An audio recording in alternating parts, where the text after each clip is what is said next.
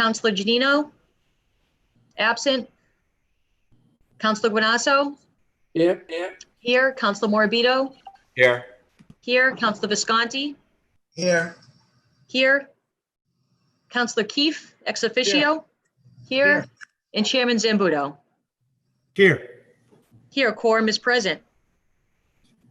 Okay, we have one item on the agenda. You want to read it, Madam Clerk? Yes.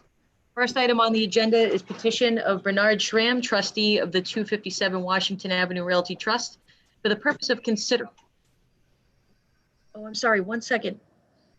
purpose of considering the discontinuance and abandonment of a certain portion of Lincoln Street as illustrated on the petitioner's plan. We have Attorney Rhodes here tonight. We have someone representing the client.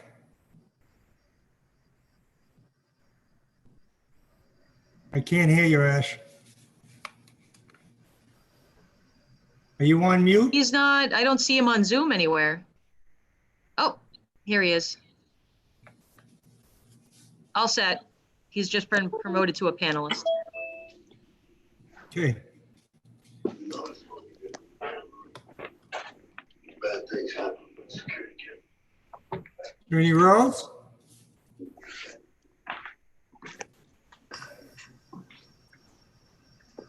Oh, there we go. How is everyone? Good, how you doing? Good, good. Want to tell everybody who you are, please? Sure. My name is Corey Rhodes. I'm an attorney with D'Ambrosio Brown, 14 Proctor Avenue in Revere, representing the petitioner relative to the discontinuance of a small portion of a paper street, Lincoln Street, at approximately 257 Washington Avenue. I'm happy to report that after some discussions with Don Chiaramello and Nick Rystrom, we've been able to come up with some language for a condition related to this discontinuance that I believe meets with their liking. We've had a number of emails back and forth on it. I think Don maybe also speak to that. It turns out there is a water main in Lincoln Avenue, street.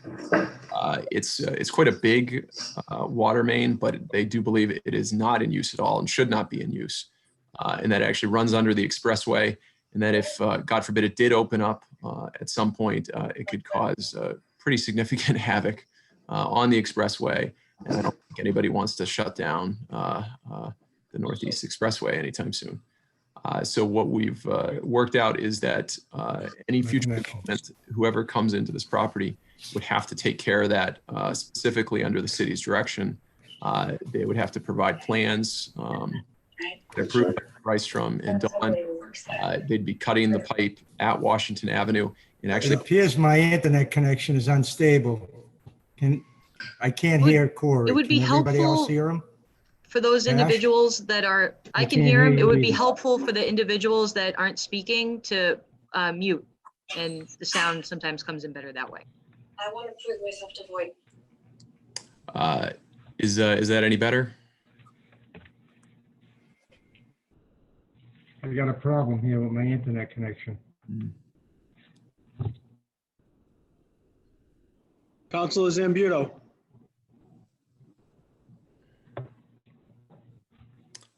No. I could try again if anything's working better. Well, I think we all heard you. I'll just take over for Councilor Zambuto for a second. Okay. I'm sure Council McKenna, Council Ganasso, Morabito, and Novoselsky, can you all hear him? Just nod your head. Okay. Yep. All right. So just to kind of finish up there, the connections actually are going to get cut off at Washington Avenue and all the way across the expressway at Amasa Street as well.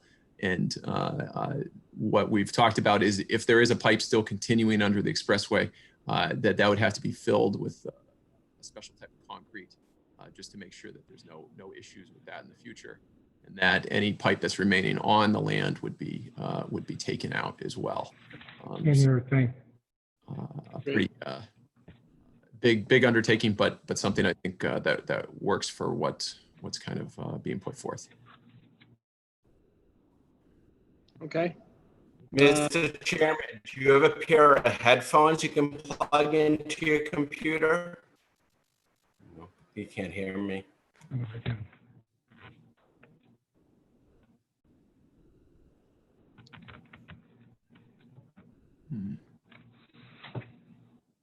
So I guess Councilor Zambito is a little out of touch right now, but if Attorney Rhodes, I do have a question if I could Yes. ask. So I know that I heard through Don Charamella that the applicant would be, or the person who would be gaining from this property would be willing to cover any potential issues or if there was a need to dig up any pipes or fix anything. So they would cover pretty much everything on the extension, correct? Correct. They'd be required by this condition to cover all costs, the planning of it, the digging of it, really everything related to it, and it's all under the city's direction, but at their cost. And also just for, I know some of it, so technically this land falls into what I believe is Ward 6. But it does cross over Amasa and parts of Lincoln that, fall in my ward, which, obviously I'm totally okay with that. I know Councilor Sereno had his concerns and he had brought them forward, but overall didn't seem to be too upset with the project. I just wanted to make sure any issues on Amasa Street would be taken care of as well. And, correct. Making sure that I'd be happy to read the language specifically if you'd like, if it hasn't been provided.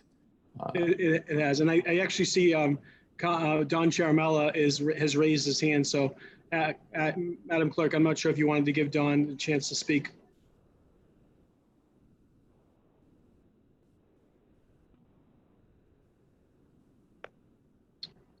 Don? Yes. Hi. So we went out there and we did investigate this. I don't feel any need for this to remain connected to our system. It serves no purpose. It was not on. The gate was shut off. The gate was buried, but it was in the off position. And I have no intentions of reactivating that line because the line is old cast iron. We would, we could possibly cause some major damage on the expressway. So I'm not willing to keep it active.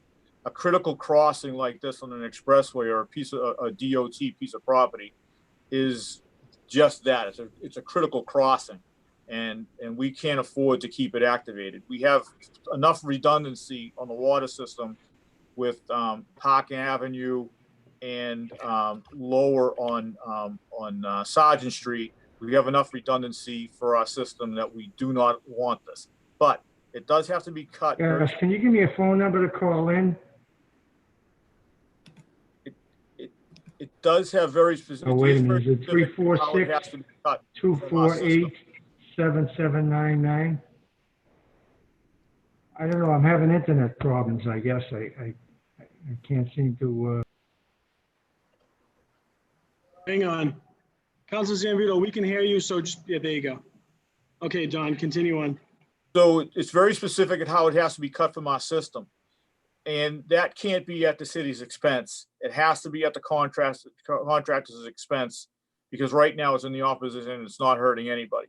So it would have to be cut from our system, and on our main, it would have to, a solid T would have to be replaced in kind, and the opposite would have to be for the opposite side, which would be a massa, a solid T, a solid sleeve on that side. Remove the gate that goes across. And then the remaining pipe that remains in the ground underneath the expressway, because it's very specific of how the state requires critical crossings, that 8-inch cast iron pipe, even in the event that it was to collapse, could cause damage to the expressway. So it would have to be filled with flowable concrete fill from Amasa all the way to the opposite side, and then cut and capped, and then that's it. That piece is abandoned, but everything else is removed. And so that we were able to work with Attorney Rhodes that he put enough language in there so that it it was completely understood to whoever did this undertaking, but it would be at their expense and under our direction. And so that's about all. Thank you. Well, so I'm not sure if Councilor Zenobian was back. Councilor Guanasso had a question. Mute. Mute.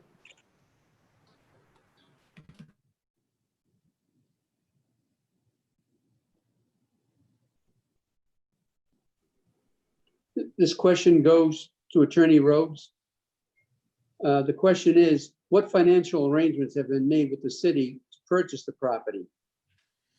So that's actually something that I did some researching following our last hearing, and I have discussed with Paul Capizzi, which he stated to me in an email that he was satisfied with. So it's actually not land that is owned by the city. This is a public easement for travel. When the city accepted this land, it was originally laid out in 1892. It was an existing layout of a street from when somebody developed this, over a century ago. When they did the acceptance, what they take is just a right to travel and to lay utilities. It is not the same thing as doing an eminent domain to build a school, or taking a fee simple interest where they own the land and can sell it outright. When a property like this becomes, when a paper street like this becomes something that is no longer needed for the city, and it's a discontinuance, the common law and the statute, the derelict fee statute, has the land revert to the original owners, revert to the abutting owners. They own to the center line of the property pursuant to the derelict fee statute, and when the discontinuance happens, it reverts back to them. I could read you from some of the case law if that would be helpful at all. I do if it does. No, you don't have to read that. But what if other abutters had an interest in the property? They don't. There are no other interested abutters because my client owns on both sides of this portion of Lincoln Street. If it continued all the way through the expressway and to the rest of Lincoln Street, all those people would have rights to say something in it. But where you have such a shortened piece of the street because of the expressway when it was built, you really only have these two interested owners, and it happens to be the same guy. It happens to be my client. He owns it. I do want to make, if it does make everyone feel a little bit better, this is the repairs that my client's going to do on this pipe. There's something that the city would have to do at some point. So there is a significant tab being picked up there. There's also, this is going to lead, hopefully to some good future development here, which means greater tax money for the city. It means CTI fees. It means building permit fees. It means getting rid of that billboard, which I understand is a particular eyesore and a frustration for a lot of people. It means putting vacant property to a good use. The city has an easement over this land, and when they give that discontinued because it's no longer usable, it goes to these the neighboring landowners. My client's going to go in and fix that pipe, and it's ultimately, I would think, going to lead to higher land values, greater taxes for the city, getting rid of that billboard. There are some significant benefits here for the city as well. All right. If nobody owned the property, who was the billboard people paying a rent to? Oh, so the billboard actually is on my client's regular land. It's not on the paper street, but anything I've seen about this, if somebody was going to put a building here, and we do a lot of this in the city, that billboard's going away because it takes up a good chunk of the Would your land. client put that in writing that the billboard leaves when he purchases the property? I think we'd be fine with that. Yeah, that whoever purchases the property has to I take. would like to see that put in the provisions of the sale, that billboard be removed as soon as we pass papers to convert this over to the ownership. Okay. To the new owner. So, and I expect he's trying to get this thing sold ASAP. So I think that is more than fine, because I know anybody who's buying this, they're looking to try to do something there.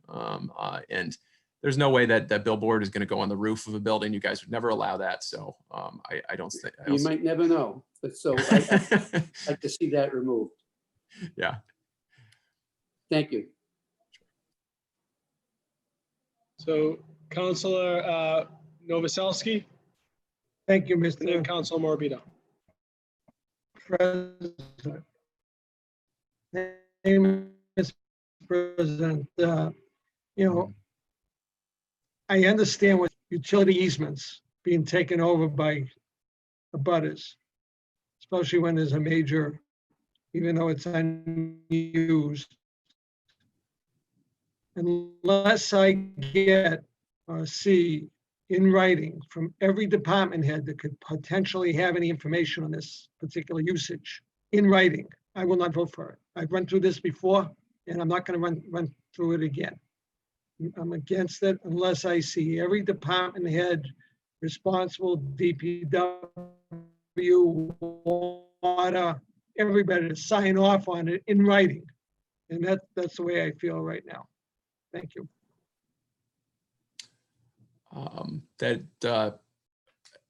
It's a little frustrating to hear that. We have, as I understand it, worked closely with the departments that have control over this and have care about this site. If Nick Rystrom's been very involved on this, Dawn's been very involved on this. I'm not even sure what other departments would have a say in it beyond them, given that this is really a city water and sewer issue. I don't know if Dawn would like to say anything more, just to reiterate that the city engineer has been very involved in this, and Let me interrupt here for a minute. Am I back on? You're good. Look at you. You're great, man. Great. Happy to hear that. Upgrade So, Wi-Fi. listen, we went through a lot on this, and I thought we were all set to vote on this tonight. We got the conditions we asked for. They're responsible for all the expenses. I don't know what would holding this up would do any good now. I mean, we got what we asked for. And I believe under the ordinance, it's literally just the city engineer that's required to make a reporting as to a street discontinuance. He's put his thoughts in writing. He's had me relay them to the city. He's been on those correspondences. I think there can be a lot taken from that. I understand my colleagues' concerns because we've been burnt in the past, but I really felt we've done our due diligence on this, and I'm comfortable putting this out tonight for a vote because I think we're protected on this one. That's to my committee members. That's what I was. Councilor Guanasso, you want something? Mr. Chairman, can you Yes. hear me? I I do. vote that we take this out of committee and vote on it this evening. We vote Great. favorably out of subcommittee and vote it out favorably. Great. Any other committee members? I apologize. I missed most of my meeting. I don't know what's going on with my internet connection here. Council, looks like Steve Morbido wants to speak. Councilor Morbido.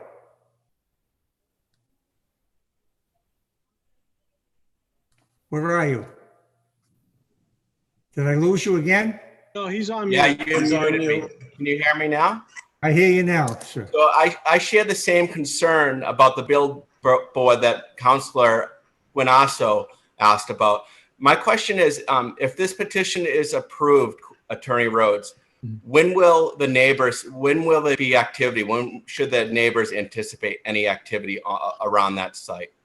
That's a little hard to say. I would expect sometime. I guess in terms of activity, and this is coming from my background in dealing with building projects around the city. I would think it's still going to be a month or two before somebody would really, if they were jumping on this immediately, having plans together, getting in front of site plan review, going to the council or the ZBA if it was going to be any kind of project of size. So I think sometime maybe early fall, you'd start hearing about it. And definitely, it's one of those things that they'd have to be in the public realm. And if a condition, something in terms of, extra notice to neighbors or something like that, I'm sure that would be fine. Yeah, that's what I was aiming at. So Yeah. I would like the public to know the neighboring neighbors around the area around that site. And we've had some of the initial conversations with Councilor Sereno about this, and I know he's going to be basically in the way we often try to work in the city is that if there's a project, it's getting to make sure that the ward councilor is comfortable with it before it really comes And forward. I know Councilor Sereno will be all over that project. So, Yeah. Thank you. That's it. Thanks for answering my question. Okay. Any other committee members want to chime in? Hearing none. Madam Clerk, can we call the roll?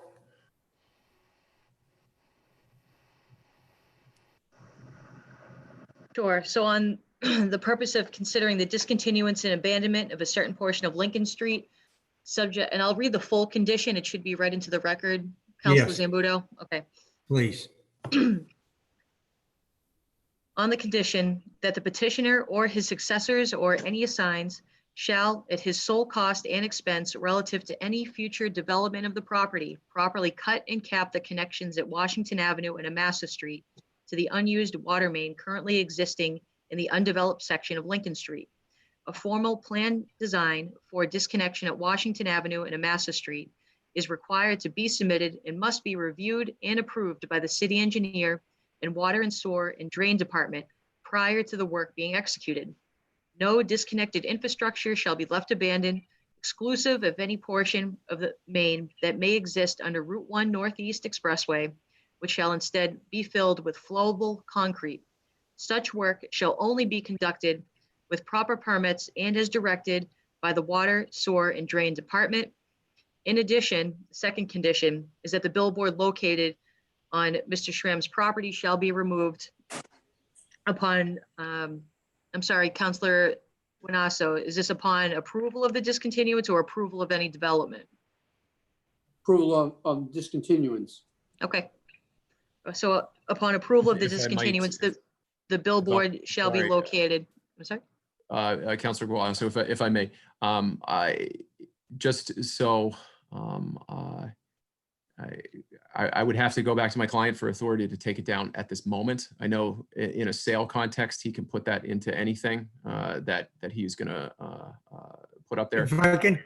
If I can jump in here for a minute, I think the original conditions were that it would be removed upon development. I think that's a whole new set of circumstances if we're asking them to remove it before we discontinue the property. So As a piece of that, the other that's not what they signed up for. So the other concern is I that mean- a lot of these have third-party contracts for advertising. In sale, he can start structuring that to get out of those. Upon this discontinuance, he'd probably be breaching those agreements. Madam Clerk, or Councilor Zambudo, can I ask, would Attorney Rhodes be amicable to approval upon sale and/or development, whichever comes first? Yes. you say removal upon sale or development? Is that what you're asking? I think I think Councilor Ganassi, I think that would be a I just think we're doing Whichever a comes service sooner. to him. He should service the community now. Very simple.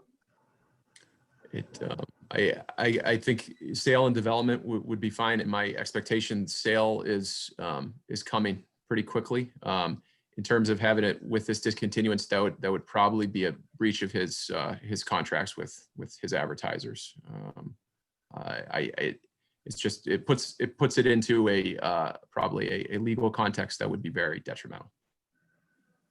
And they would have to, I probably shouldn't even be discussing billboards, but since it's part of the zoning subcommittee, I guess I have to. You know, they would have to get permission to remove the permits on the billboard. There's a lot more than just, it's a lot more involved than just saying when the discontinuance is granted that the billboard comes down. There's too much involved. I think we're asking too much. I think upon seal or development is more than adequate for what the needs are here, in my opinion.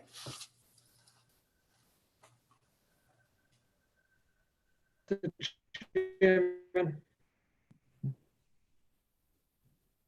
Go, Council Novoselsky, you got something? The chairman, Ira. Go ahead. Yeah, I know you, I know I'm on the, not on the committee, but can I make a suggestion that Absolutely. I would rather see it upon the sale and within 90 days after the sale, that the billboard come down. That's fine with me. I don't know if the attorney feels that way. I think that should be fine. And it would just, in that context, then it structures the sale. If he, if his contract says that he has 120 days to terminate or something, they'd start that termination and do the sale within that time frame. I think that's a good way to structure it so that he's not going to start some other legal fights.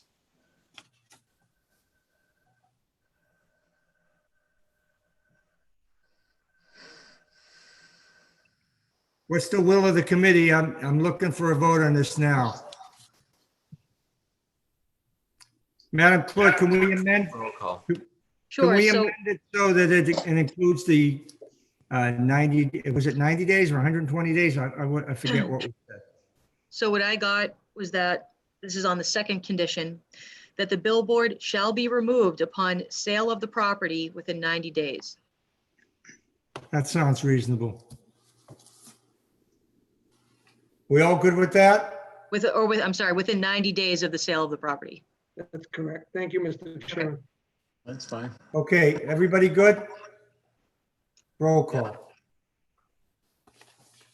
Roll call of the zoning subcommittee, Counselor Janino? Yes.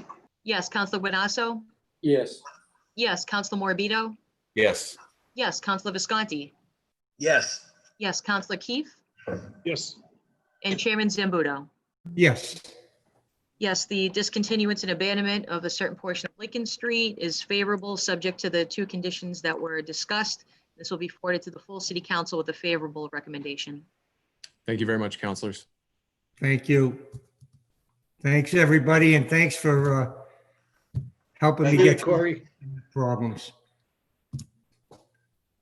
Hopefully, I'm up for the rest of the meeting here.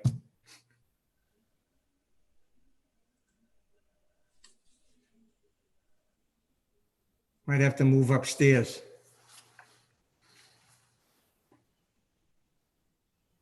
Ricky, you have your hand raised. You still, I did, but I had logged in. I had the meeting on in the background. I was Oh. just going to say I agree with Councilor Novoselsky's recommendation, so I'm glad you took it, Mr. Chairman. Great, even the ward council's in agreement.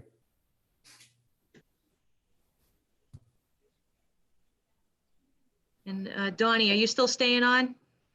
Thank you, Yes. Coun- Yes. Okay, all right, I'm just, are you speaking at the Ways and Means Committee meeting? Well, I'm just gonna be on for. Okay, I'm just gonna demote you to an attendee then, okay? Okay. You're demoted. I'm demoted. Okay.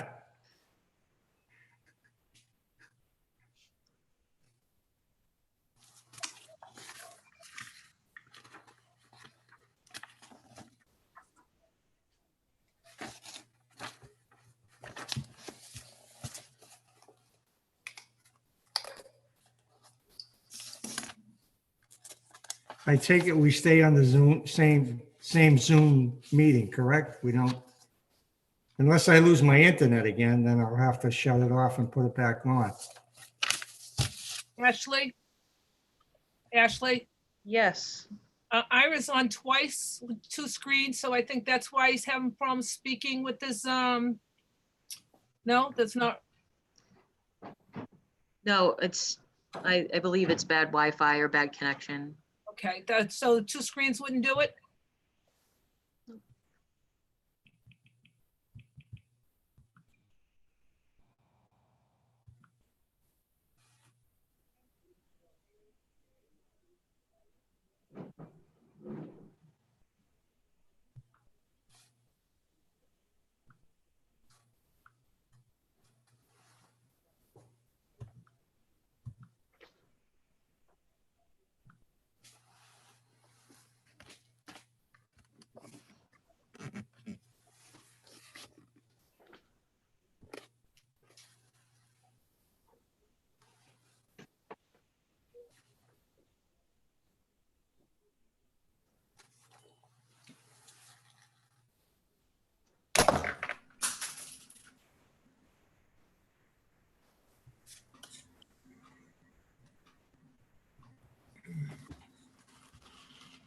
Ashley? Hey, John. Hey, okay, the right-hand corner, I'm looking for gallery view. Yep. You want to change it to speaker view. I can't see, oh, speaker view, okay, that's good. There you are. Okay, and where is participants? Oh, down the bottom, I see, yeah, okay. Will that automatically move over to the right? Yeah, you should see a list pop up of everybody that's in the meeting right now. Yeah, I have it, yep, Okay. yeah, but I don't see any people. They, know why? Because most of them have their cameras off. So you'll only see the folks that have their video running right now. But Okay, if someone wants to speak, you'll see a blue hand next to their name, okay? I don't see any blue hands. Well, here's Right, so an no one has example. their names, no, there we go. Counselor Here's McKenna, one do right now. you see it, John? I do. Okay. That's how Now, you can there's tell if no someone wants to excuse, speak. John. Councilor McKenna. That was just practice, John. Oh, Okay. But it's 5:02 if you're able to start the meeting if you'd like. okay, everybody's here. They should be here, I guess. All right, good afternoon, ladies and gentlemen. Good afternoon. Thank you. Good afternoon.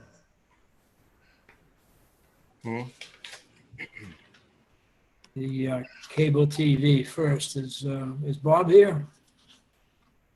Yes, I'm going to promote him to an Hello? attendee. Hold on. I'm Is sorry, to a panelist. Bob here from cable TV? He is, hold Oh, on. it's on for myself. Yes. Hello. Hello. Ashley. Hello. Hello. Hey, Hello. there he is. Yes. Hello. Hello. We can hear you, Bob. He's gone now. Up there he is. Unbelievable. Can you hear me? Yes. Yep. I can't hear you.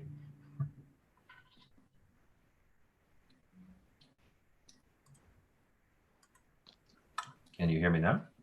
I can hear you, Bob. I can hear you too now. Okay.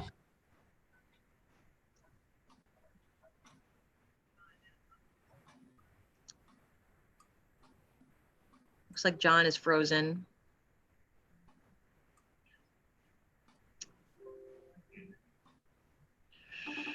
Hold on. Mr. Chairman?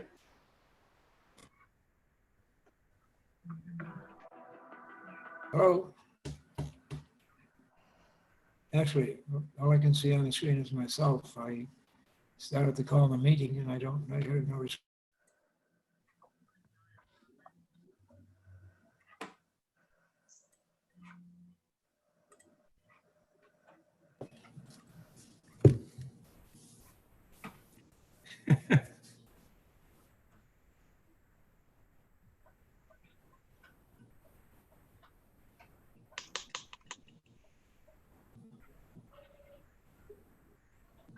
We're definitely having Wi-Fi issues tonight.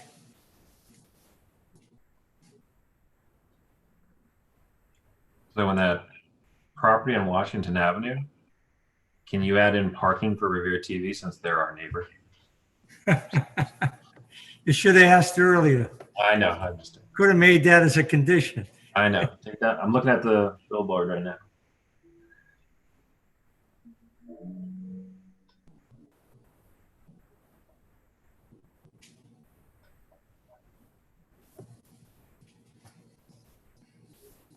Hopefully we'll get John's Wi-Fi back up here in a minute. Okay, try again, John. Okay. All right, bye.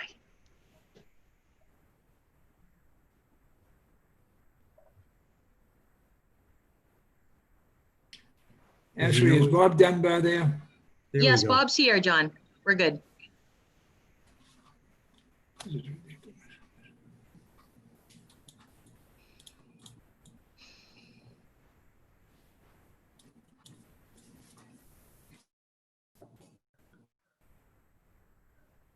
Is he frozen again?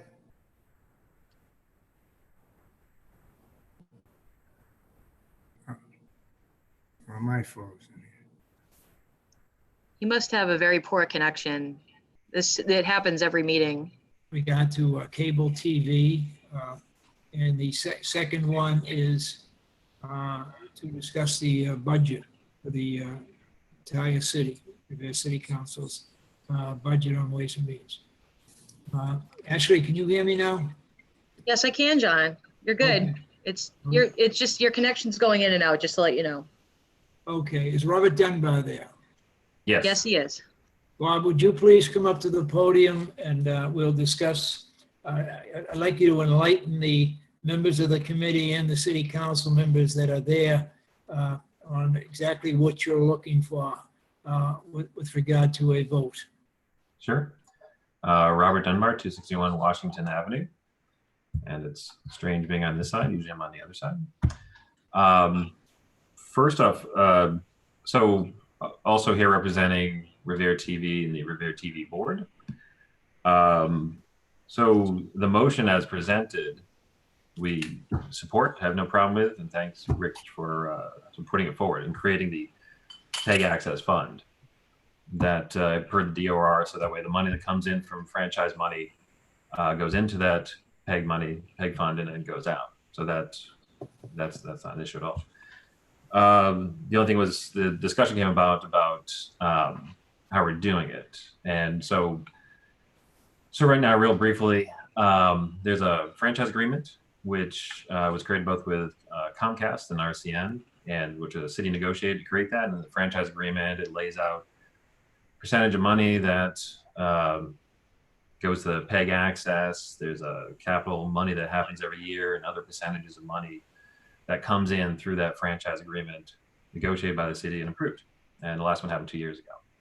This is a 5%, Bob? I'm sorry? This is a 5%, am I correct? Yeah, so there's, so both with Comcast and RCN, they ask for the maximum which they can ask is 5%. And that comes in as PEG money. Then in addition to that, there's kind of these small little negotiated monies. It's like 0.015% that we get quarterly. And then there's an annual 42,500 from Comcast. That's a capital money. It's all part of the franchise negotiation. So that all comes in. So traditionally what happens is each quarter, the money comes in, city sends us the amount that that we should invoice them for. We send that back and then they send the check. At this point, because of the DOR requirement, again, which we fully support the PEG creation. What the requirement now is that that money needs to be approved by city council through the appropriation out of that DOR account. So basically, we're just looking to continue the function that we're doing, which is in line with the DOR, but just means that we have to get the approval of the money as a vote through the city council. Okay, so that's not a problem for yourself or your department? No, I mean, well, even if it was a problem, it's with the DOR, Okay. We're in full agreement with what Rick put forward for this PEG fund. We're fully in agreement with what the DOR is requiring. And we fully accept that. Yeah, when we send the invoice in, it would go through, just like the quarterly ETP fund that goes through. Any counselors that have questions regarding this? Hello? Councilor Novoselsky has his hand raised. Councilor Novoselsky. Thank you, Mr. Chairman. What was that? I have no volume on my computer, so I'm working off my phone also. But Okay. I just want to know through Richard, why do you need their budget? You know, why can't we just use it, their annual number that they've given all the time? If the council would like to vote a blind appropriation, that's their prerogative. Say that again, I'm sorry. If the council doesn't want any information on the budget and just wants to appropriate it without that, that's your prerogative. Well, this is a 501c3. It's not a city organization. It's city All- revenue though, and it needs to be appropriate. We act all the time on the money every year. Again, and we've been again, doing it for the last 5 or 6 years. If you guys want to vote that money without any information, then that's your prerogative. We've been doing it for so many years. Why should we change now? I don't know. We used to. All I want is, It's up to you. It's up to you guys. I got no dog in the fight. I just have to comply with the law. If nobody wants a budget or wants to know how the money's spent, and you want to appropriate it, then I just want to make sure I fulfill my obligation. Mr. Chair, can I make a recommendation? Mr. Chairman, if I may, I just want to, I think we ought to put an enterprise fund for the PEG, so all the money can be tracked in and out. The money comes in, if I may, Mr. Chairman, if I may. The money comes in from Comcast and RCN. It's not taxes, it's not city taxes. It's just a flow through of the money. And I don't know why we have to go through their budget.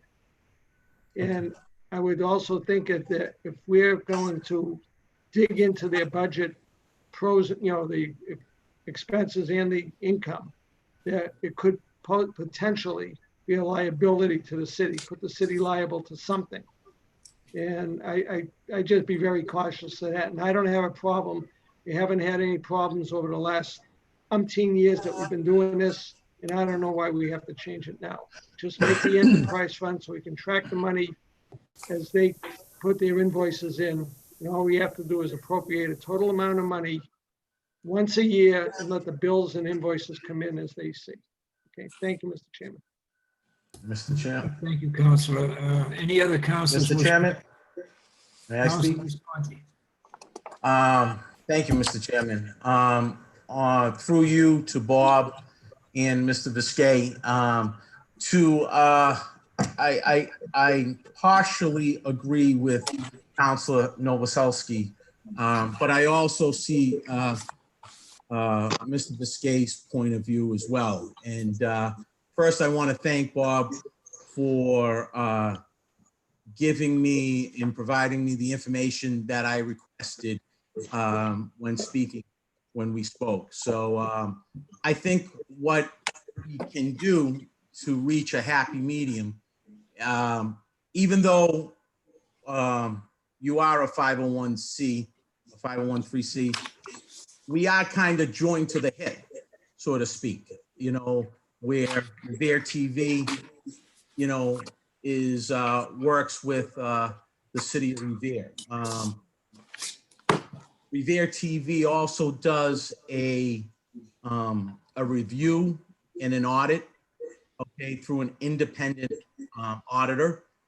I wouldn't be adverse to requesting the independent audit paperwork, to provide that to Mr. Viscay. I don't need to see it. As long as Mr. Viscay is okay in receiving that, I think that's a happy medium where we're not approving the budget, but providing the I think would be a good way to produce any of the information that is being requested. and it will give an independent audits review. I think that would be substantial enough on my behalf. I don't know where everyone else, how everyone else feels. And in terms of setting up an enterprise fund, I'm not sure if that's needed. I think that's something that I think putting it in a separate account would be suffice in my point of view. Thank you, Mr. Chair. Thank you, Counselor. Counselor Zambudo, I know you had your hand up. Thank you, Mr. Chairman. I agree with my colleague that just spoke. I think simply a separate account, I don't think it needs to be an enterprise fund or anything of that sort. I'm happy with just approving the invoices, but if it makes the auditor feel better that we see a copy of the independent audit, that's fine. But I don't think we need to micromanage the budget of this 503C nonprofit. It hasn't been a hint of any misappropriation over the past, I don't know how many years. So I'm good with a separate account and the city council reviewing the invoices. That's my position on this. Thank you. Thank you, Counselor. Counselor Sereno, go ahead. Thank you, Mr. Chairman. I concur with my colleagues that spoke before me. You know, I remember in the last meeting, Mr. Viscay had mentioned that this is technically city money. And although that might be true, the way I view it is this money is owed to Revere TV through Comcast and RCN. And it was, you know, these funds are, the percentage was, we went and we fought for Revere TV to get those percentage funds from Comcast and RCN when we did the cable agreement. So although it might technically be city money, it's money that's owed to Revere TV as it is. And I agree with Councilman Zambudo by saying that, you know, we shouldn't have to micromanage Revere TV. There is a yearly audit, and as Councilor Visconti said, and if, you know, if anything were to go wrong, that would be determined in the yearly audit. But in terms of us, a line item for Revere TV, they're not a city, they're not a city department. It doesn't make sense. Thank you. Thank you, Counselor. Mr. Viscay, any other counselors wanting to speak on this? Mr. Viscay, I have a question for you. Not doing this, does this put us in any bad light with the Commonwealth? Well, I only have three options, two of which to form either a receipt reserve for appropriation, which is, I think, the lesser of two evils, to be honest. I think the enterprise fund, actually, at that point, you'd almost have to have a budget because you'd have to have your salaries and expenses and all your indirect costs, et cetera. The other means is the receipt reserve for appropriation, which basically means that the DOR doesn't want the appropriation process circumvented from the council, the appropriating body. So I'm required by law to either create one of two of those types of funds, or else that money just goes into the general coffers and goes to the bottom line. And then you would have to wait for free cash to be certified. And then you would have to make appropriations from that, which I think is probably the worst of the three scenarios. And again, this is nothing against Bob Dunbar or Revere TV. If the council wants to get an invoice, you know, $600,000-$700,000 a year and appropriate that money without much information, I guess that is the will of the council. All I want to do is make sure I comply with the Department of Revenue on how I account for the funds. So I'll leave it to you guys on how you want an invoice or what have you. But I didn't know what the harm was in asking for a little bit of financial input on how the system works and how it's budgeted. It seems like everyone's very comfortable with it, but if I were a council, I'd want a little more information. But again, it's not the hill I'm dying on tonight. I just try to do what's best for the city. Mr. Chair? Yeah, who is this, please? I can't see. Councilor Visconti. Councilor Visconti, go ahead. May I ask through to Bob Dunbar? Bob, do you have a problem providing the audit or the review on a yearly basis to Mr. Viskey, not for him to approve, but just as documentation, based on that, on the information. Is that a problem? I don't know if that would be a problem. Absolutely not. No, we would really give that up. So basically, we'd give our 990, which is public every year. We'd give a copy of the review. And basically, we do follow, just to be clear, so $500,000 a year is a threshold that triggers an audit. So basically, we follow whatever. So we've had reviews this year. It might be an audit. So I don't. Sure. I don't want to. It's a review or an audit. Everything that we give them either review or audit that's required by Massachusetts law every year. Yeah, and would you have a problem providing that to Mr. Viskey on a year? Nope. We give it to the whole council. We'll put it on our website. Very cool. Just email it to me. Okay. Are there any other councilors want to speak? Quick I can't hear too good. question, Mr. Chairman, to Mr. Dunbar. How much of those funds are spent on capital expenditures? To be honest, it fluctuates. Depends on the year. Sometimes it's lower if we purchase equipment. Equipment has a lifespan of about 5 years. I mean, right now we went through a large expenditure because we're literally just finishing out the building of the new place. So a lot of that went to this facility. So an honest answer is it does fluctuate. And sometimes we've been able, and to be quite candid, I mean, we've been able to also, manage our funds so that we were able to, in a decade, get a place and build it out. So it does fluctuate. But So last year, I'm sorry. what about based on last year's figures? How much what percentage would you say you spent on capital expenditures? I would, and again, it's an anomaly year because we were finishing out the building, but I would say like 65% or 75 or more because we were like finishing this building. So to be completely honest, like that year, most of it was spent. Now this year, we're moving into upgrading other equipment and stuff. So the truthful answer is it really does kind of fluctuate at times.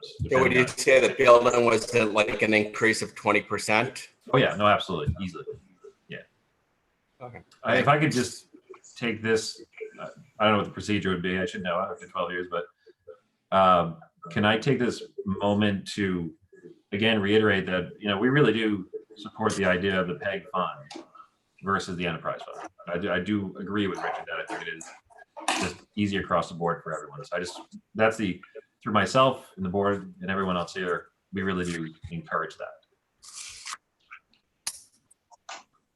Okay, so basically what we're talking about is any monies that come in, we have to more or less approve and give over to you. And you keep your own books and your own record over there. And once a year, you could give a copy of that to the city auditor so that, everybody would know exactly what's going on with regard to the money. Does that work for you? Yes, sir. Okay. How about the committee? Has everybody spoken that wants to speak? Councilor One more Novoselsky question. has his hand raised, John. Councilor Novoselsky. Councilor Novoselsky. You're muted. Unmuted. I'll ask a question for him. Quick question. Go ahead. I'm not muted. Everyone's muted, guys. Steve, Councilor Morabito, Councilor Mr. Novoselsky. Chairman, can you hear me now? I can hear you loud and clear. Mr. Viskey, are those Okay, good, thank you. are any expenditures from Revere TV, are they included in our receipts that are sent to the counselors? No. No. Okay.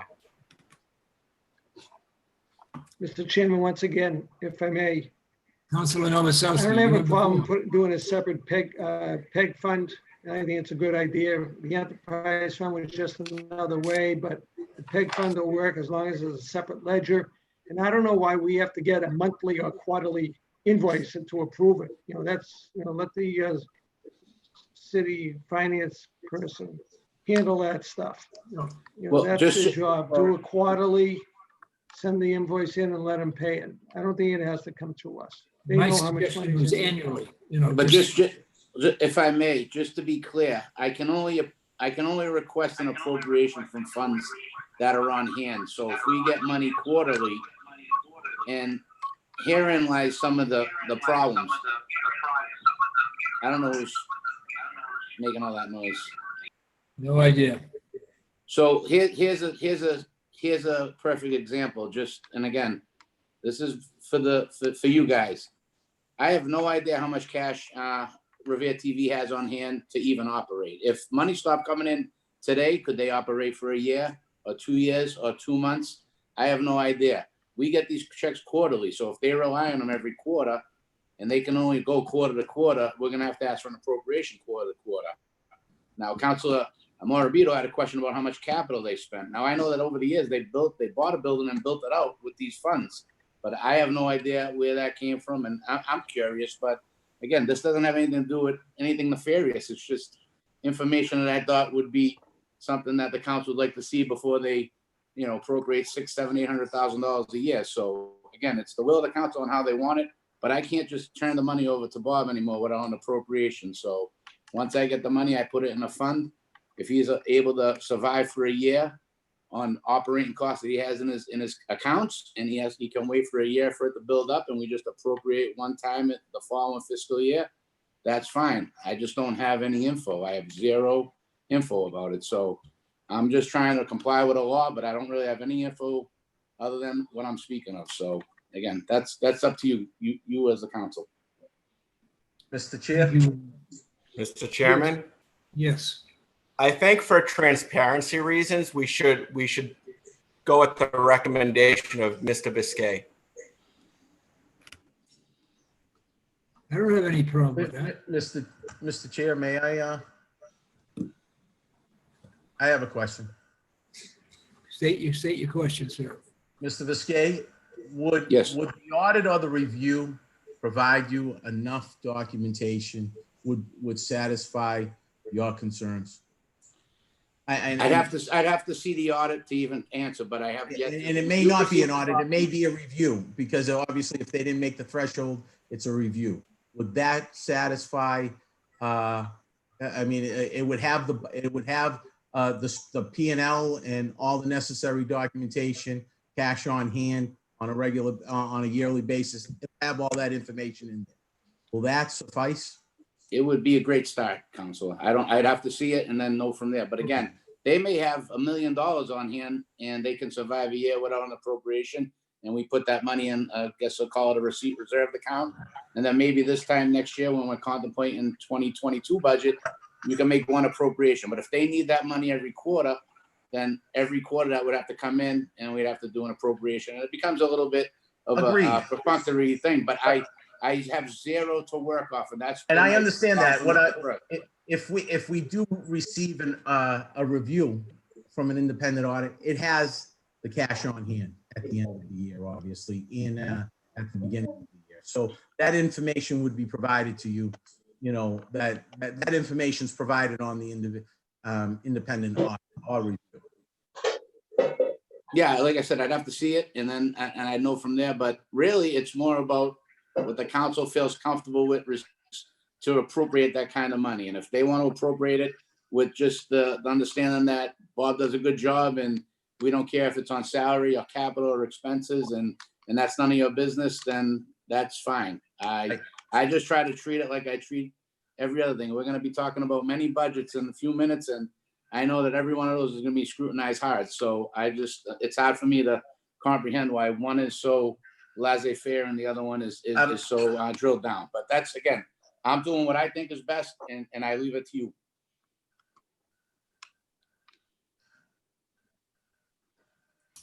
What is Pardon me? Can I jump in here real quick? Go ahead, sir. Yeah. So, again, this is all publicly available. There's a franchise that gets negotiated by the city that lays all this out.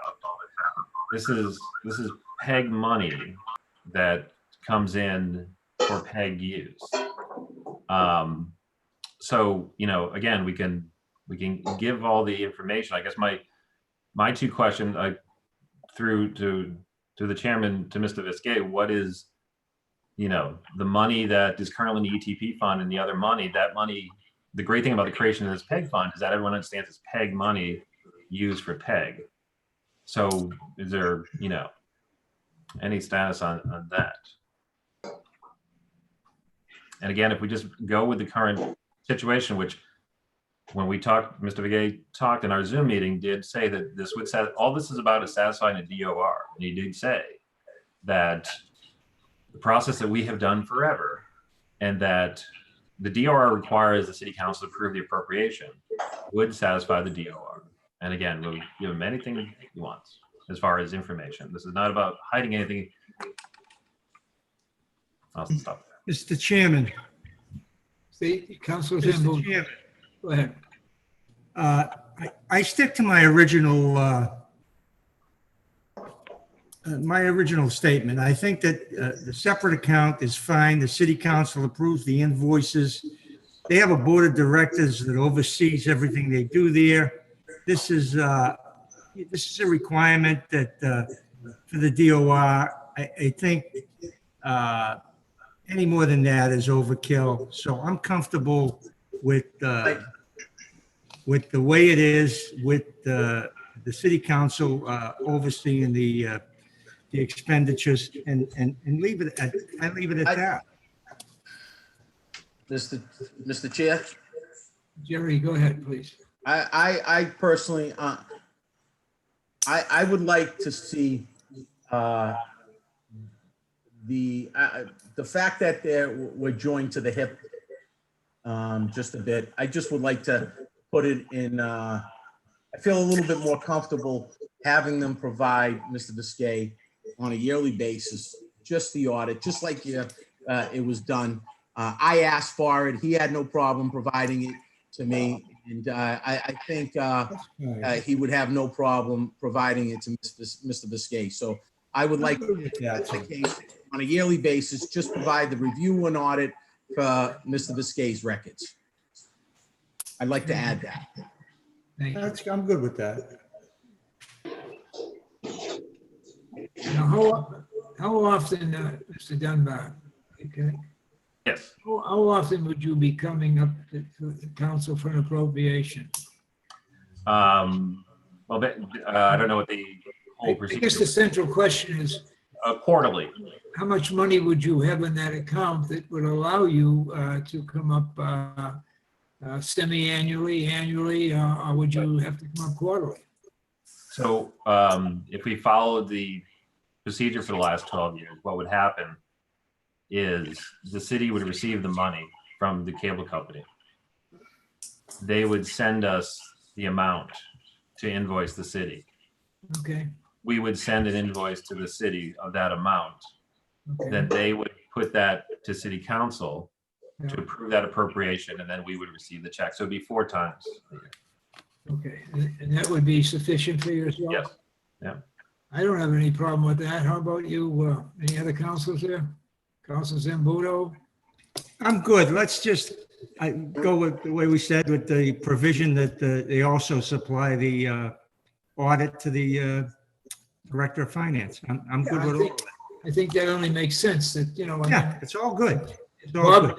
Bob Dunbar left there next week and somebody else came along and, we didn't know that well. We want to be able to look at those numbers and look at those Absolutely. funds. We're good. I'm sorry, can I say one more thing? I just, Go ahead, I sir. do appreciate the fact that I've worked with you, but, there is a board and there's a lot of other people. And Right. I want to shatter this thing that Revere TV is just me, but it's not. Okay, very good. Councilors, Madam Clerk, would you call the roll on the committee? Sure. Roll call on the acceptance of the provisions of Massachusetts General Laws, Chapter 44, Section 53F and 3/4. Councilors? Hold on, I'm sorry, I just need to bring up the roll call. Counselor Janino? Yes. Yes. Counselor McKenna? Yes. Yes. Counselor Morbido? Yes. Yes, Counselor Visconti. Yes. Yes, Counselor Zambudo. Yes. Yes, Counselor Keefe. Yes. Yes, and Chairman Powers. Yes. Yes, the vote will be forwarded to the full city council with a favorable recommendation. You all said, Bob? All set. I'm gonna leave now. Thank you. Thank you. Thank you for your attendance, sir, and thank you for all of the work you do down there at cable TV. Thank you, sir. The next item on the agenda, and the last item, is the municipal budget. Now, there has been some controversy to the effect that some people would like a little more time to go over the payroll accounts that are in the budget, how they might be related to unions and the non-unions. I think we have 4 or 5 different unions that are in the city right now. So one of the recommendations has been that the budget be, remain in Ways and Means Committee and be brought out on the 29th of June for, final approval. Does any councilors want to speak on that? Sure. I will. Councilor Visconti. Mr. Chair, Yep. I first want to say thank you to everyone in our city who has worked hard this last fiscal year in working through this pandemic. Many hours have been put in, have been recorded, led by the mayor and his staff, who has done a great job during this pandemic. Department heads, employees, and volunteers have done a good job, not because of monetary reasons, but simply because of the love of the city. Okay, and for that, I want to say thank you for everyone who's done that. It's the responsibility of this subcommittee, this Ways and Means subcommittee, as well as the council, to pass a budget that is fiscally responsible and conservative enough for the city to work efficiently and effectively to move the city forward. It's our responsibility to pass a budget that doesn't put our residents who are out of work, who are in financial stress, who are struggling to try to make their mortgage payments, and leave the burden on them. So for that reason, I am in support of looking a little deeper into the budget and feel that the additional time will help us look at the line items needed to go over and make sure that we feel responsible in passing this budget. That's my personal. Thank you, Council. Are there any other councilors that would like to speak? Are there any other councilors? Counselor Morabito has his hand raised. Counselor Keefe, Counselor McKenna, Counselor Zambudo. Councilor Maravito, okay, and I'd like to ask each councilor, to get their voice out there, but try not to be redundant because time is of the essence here. I know President Keefe will be looking to start his meeting at 6 p.m. and we will afford him that opportunity. So for me, I was in a car accident early in the weekend, and there's been a lot of information that was emailed to me. So I could use a little bit more time to look at those documents. For me, it would work out better if we took a vote later on. next week. Fine, thank you. Who's next? Who's next, Ash? Councilor McKenna has her hand raised. Councilwoman McKenna. Thank you, Mr. Chairman. I echo the statement of my colleague, Councilor Visconti. I'd like to say thank you to everyone that went above and beyond the last 4 months, worked overtime, got us up and running with Zoom, just volunteered to give out lunches and breakfasts and food. I just want to say thank you so much. I couldn't do it because I'm compromised and I really wanted to be out there, but I couldn't. But I thank everybody that did that. And I just want to say, I know you love the city as much as I do, and we just want to do the right thing for the citizens. Thank you. Thank you, Councilwoman McKenna. Council Powers. Mr. Chairman, I threw you to Councilor Visconti and the rest of the councils, but I know Councilor Visconti brought it up. I just want, first of all, I am totally, if we have the extra week to look at it, the budget doesn't need to be approved till June 30th. I'm totally in favor of reviewing it further. I guess just for the edification of the rest of the council, and remember, when we deliberate, we have to do this in session. You know, what specifically do we want to bring up? Because I don't want to bring it up on the 29th at the last moment on the council meeting instead. I mean, I'd rather wait and I'd rather delay tonight's meeting and talk about it now. And then, of course, we can decide in the next week, but with getting more information. But what specific areas or any specific line items or departments or anything that we should be discussing or start thinking about what we should be? Well, let me ask, I can throw that question right back at you as well, Council President. Are you okay with taking a look at that right now, or would you like to look a little deeper into the line items and see if you feel comfortable with the line items now or later? I would like to use the next 20 minutes to discuss, especially while we have a few department heads on the Zoom right now, and do it in session, you know?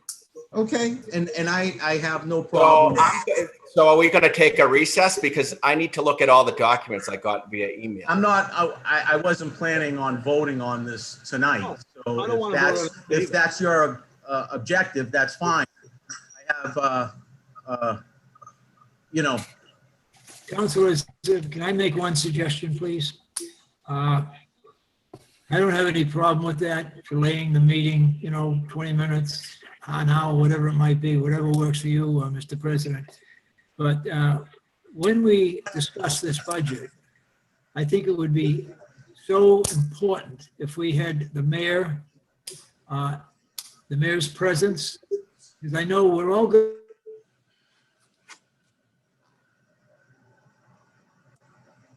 I think we lost you, John. Council Powers. If I could just say it again, I am fully in agreement with waiting and voting on the budget on the 29th. So I'm actually going to call for a meeting for the 29th in our general session. What I'm suggesting is there a way to prepare the council so we're all looking at the same thing? Because if we just look at the couple 100-page budget in different ways, it would be fruitful to use the next 20 minutes to give a heads up to maybe some information that we're looking for, or realistically, rather than blindside anyone, just look at saying, hey, we're looking at this specific area and this specific amount of money before we come back on the 29th, maybe to have everyone's ducks in a row, you know? Well, that was my suggestion. In other words, as a counselor or a member of the committee, if the mayor was present, we could say to him, well, why is this important to the city? And maybe many of these are important to the city. Maybe they're important to the operation of the city. I know one in particular, and I'm not going to mention that tonight, that has affected my ward dramatically. And the person has done a fantastic job there. So I think it's important that we get some input from the administration as to why these salaries are necessary, if there's any new salaries, if there's any increases in salaries, and they Okay. Mr. Chair?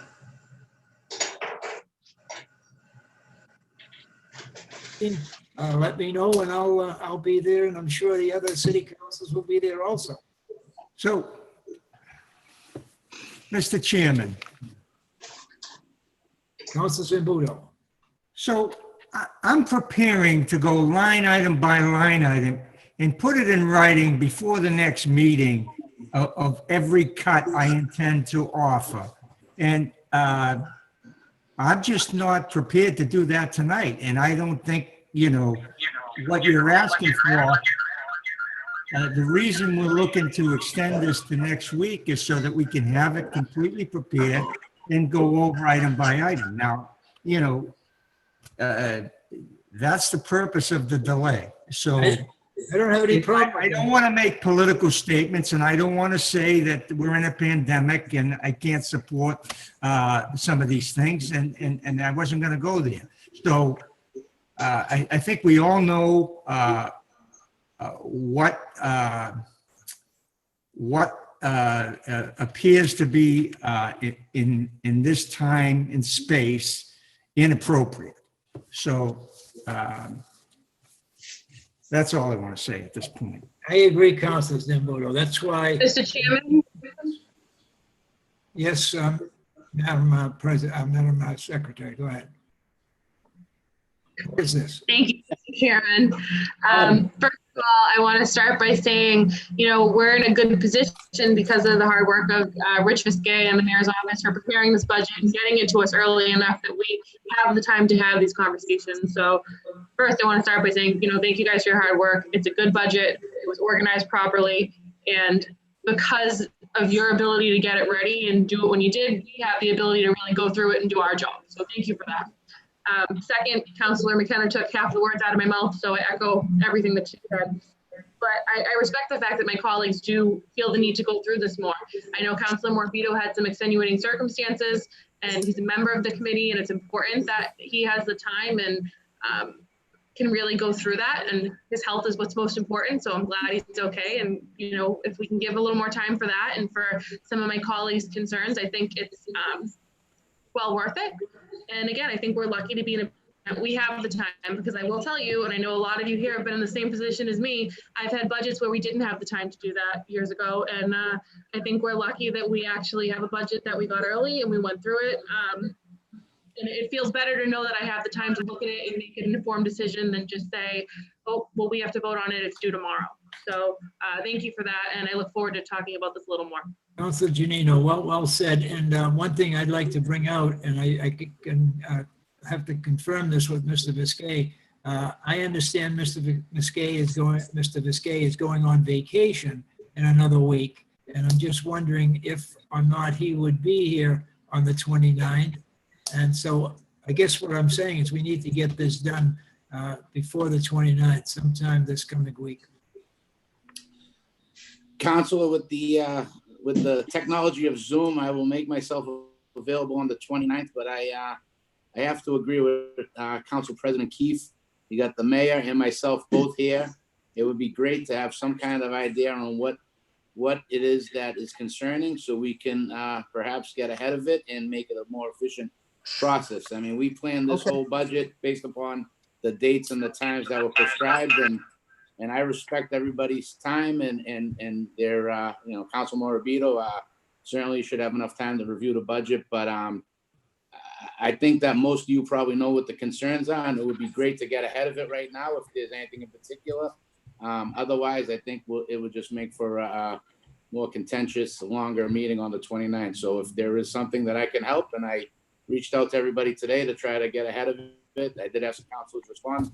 I did send them information they needed. I did put together the spreadsheet that was requested with all the salary comparisons. So it would be helpful just to have an idea on what we're looking at, so we may be able to strategize and come and get some more information for the councils to contemplate. So that's my take. Thank you, Mr. Viscay. Any other councilors? Councilor Ganasso, I know you I had can respond to that when you have a moment. But Councilor Ganasso.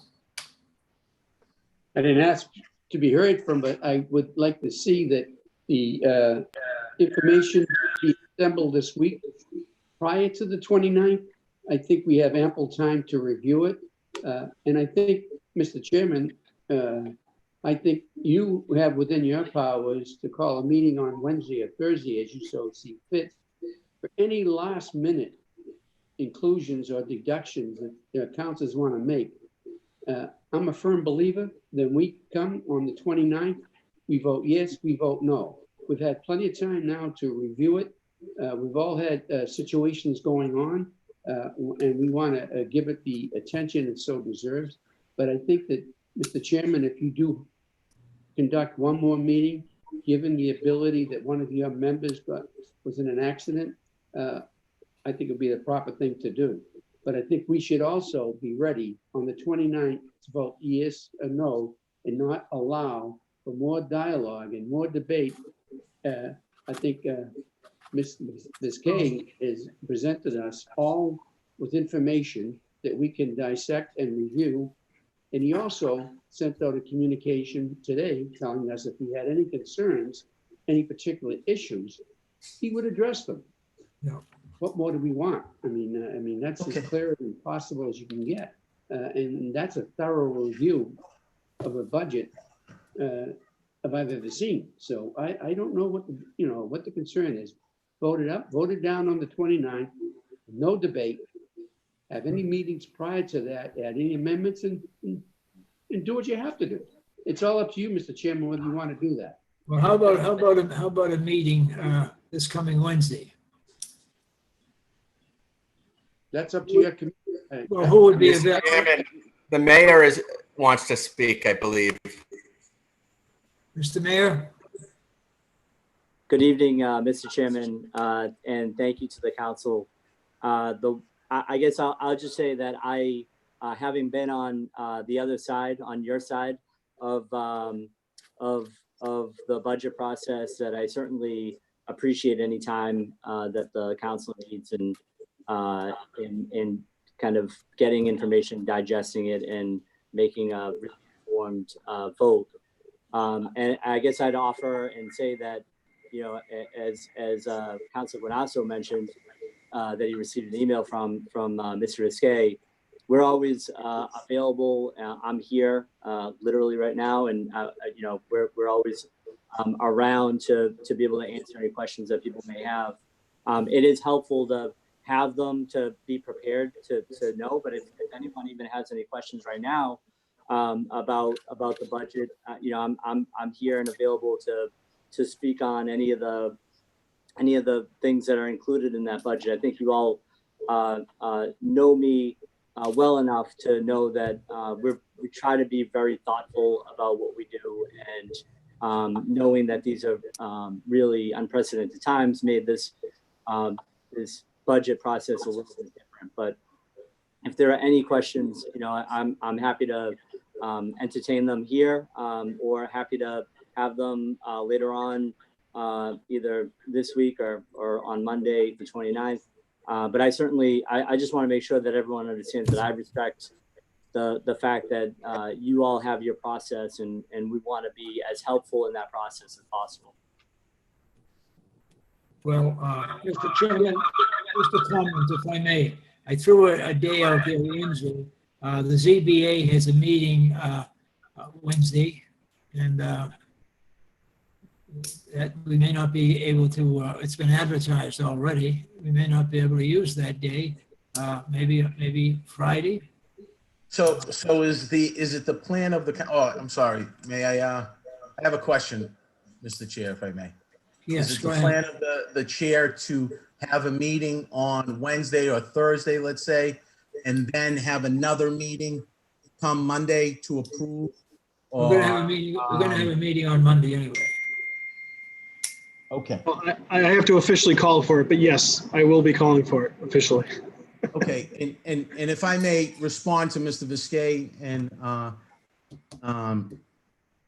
regarding the information, yes, I did receive the information on Friday afternoon. I also, I personally asked for some additional information. I'm sorry, I'm muted. So to Mr. Biscay.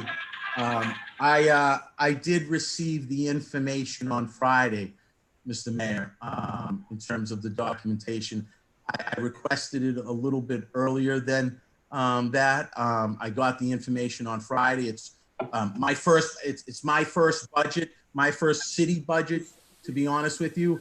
I want to make sure I feel comfortable with what I'm signing off on. So as a first-time city councilor, I want to feel very comfortable with what I'm signing off on. This is not in any way, shape, or form a reflection on Mr. Biscay or your administration by any stretch of the means. It's just making me feel comfortable with what was presented to me. In my concerns regarding the budget, I have one simple question. Okay, there are some significant raises, okay, that are in the budget. Okay, if in fact, and the fact of the matter is you're estimating, I believe, 10% of a reduction from the state revenue. Okay, is that correct? In unrestricted Unrestricted funds. government aid Yes, from the we're state, estimating, correct. we're estimating 10%. And bear with me because it's my first time, like I said, reviewing the budget. Not that I haven't reviewed other budgets before, but I think it's my first city budget. Okay, with that being said, we're asking for, there's a 10% reduction in that, okay? Above and beyond the reduction, there are substantial raises to various people for whatever apparent reason that is, okay? Whatever that is, job descriptions, more responsibility, whatever the case may be. My concern is, what if the state comes back at a 15% reduction, okay? Or a 20% reduction, okay? Where do we make up the difference? Because we're already taking $1 million of free cash, okay, to balance the budget. Where do we make up the difference on that? Councilor, And I'm not saying that I'm acting on the I apologize. Bill Jackson's actually in the window and was asking me a question. I apologize. Yeah, I'm going to act on the side of caution and conservativeness. Okay, so I'm happy to answer that question. Great. My concern is, where do we come up with the difference? All right, so we have what we have is an $8.5 million rainy day fund, which we can supplement and use for any legal purpose. So that would be the last resort. So we can always supplement the budget with further appropriation from the rainy day fund. I think everyone would agree that it's raining out. Now, every budget every year is based upon estimates of all budgets. We appropriate $225 million based upon every single dollar being estimated, whether it's property taxes, local receipts, state aid, and otherwise. So the process is a little tricky, yet it's still exactly the same as we do it every year. We estimate revenues based upon historical receipts, and we take into consideration any factors that happen. One of them would be this pandemic and local aid and how it affects state aid. We've addressed that with cutting state aid 10%. We addressed it by cutting local receipts 13%. And we have a contingency vote for $1 million to keep the budget balanced. If anything happens between now and the time that looks like we need to adjust that, we have plenty of means to adjust that. We can come in with budget cuts. We can come in with supplemental appropriations from our rainy day fund, and we can do other things as well. So, I mean, I'm confident that we can vote a budget tonight that's responsible and balanced, and your concerns are fair, but that would be the answer I could. Well, okay. Mr. Chairman, if I could just say one thing through you to Councilor Visconti. I know one thing that he did mention was, changes in job descriptions and changes in roles. And I do want to address that because for me, embarking on a second term, at the beginning of a second term, I wanted to make sure that the organization of the city reflected and the management of the city reflected what I wanted it to look like. And so what we did, and I don't I guess I'll apologize for not communicating this clearly at the beginning, but what we did was restructure and have a cabinet set up so that folks who are in those chief positions, which you saw as changes in our budget and in job titles, that those individuals would be taking on essentially a cabinet level role.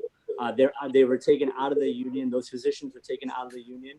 And I'll remind folks that we have, I think for this budget, 384 full-time employees in the city of Revere on the city side alone.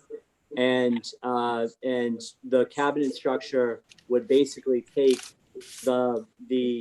a management and really folks out of the union and have a management structure that I think would be better suited for providing really great services through really unprecedented times. And a little bit of this is piggybacked on our response to COVID, just in the fact that when the emergency response team was put together, that we put together to be able to come to step up to the plate and make sure that we were responding in an appropriate manner for our residents.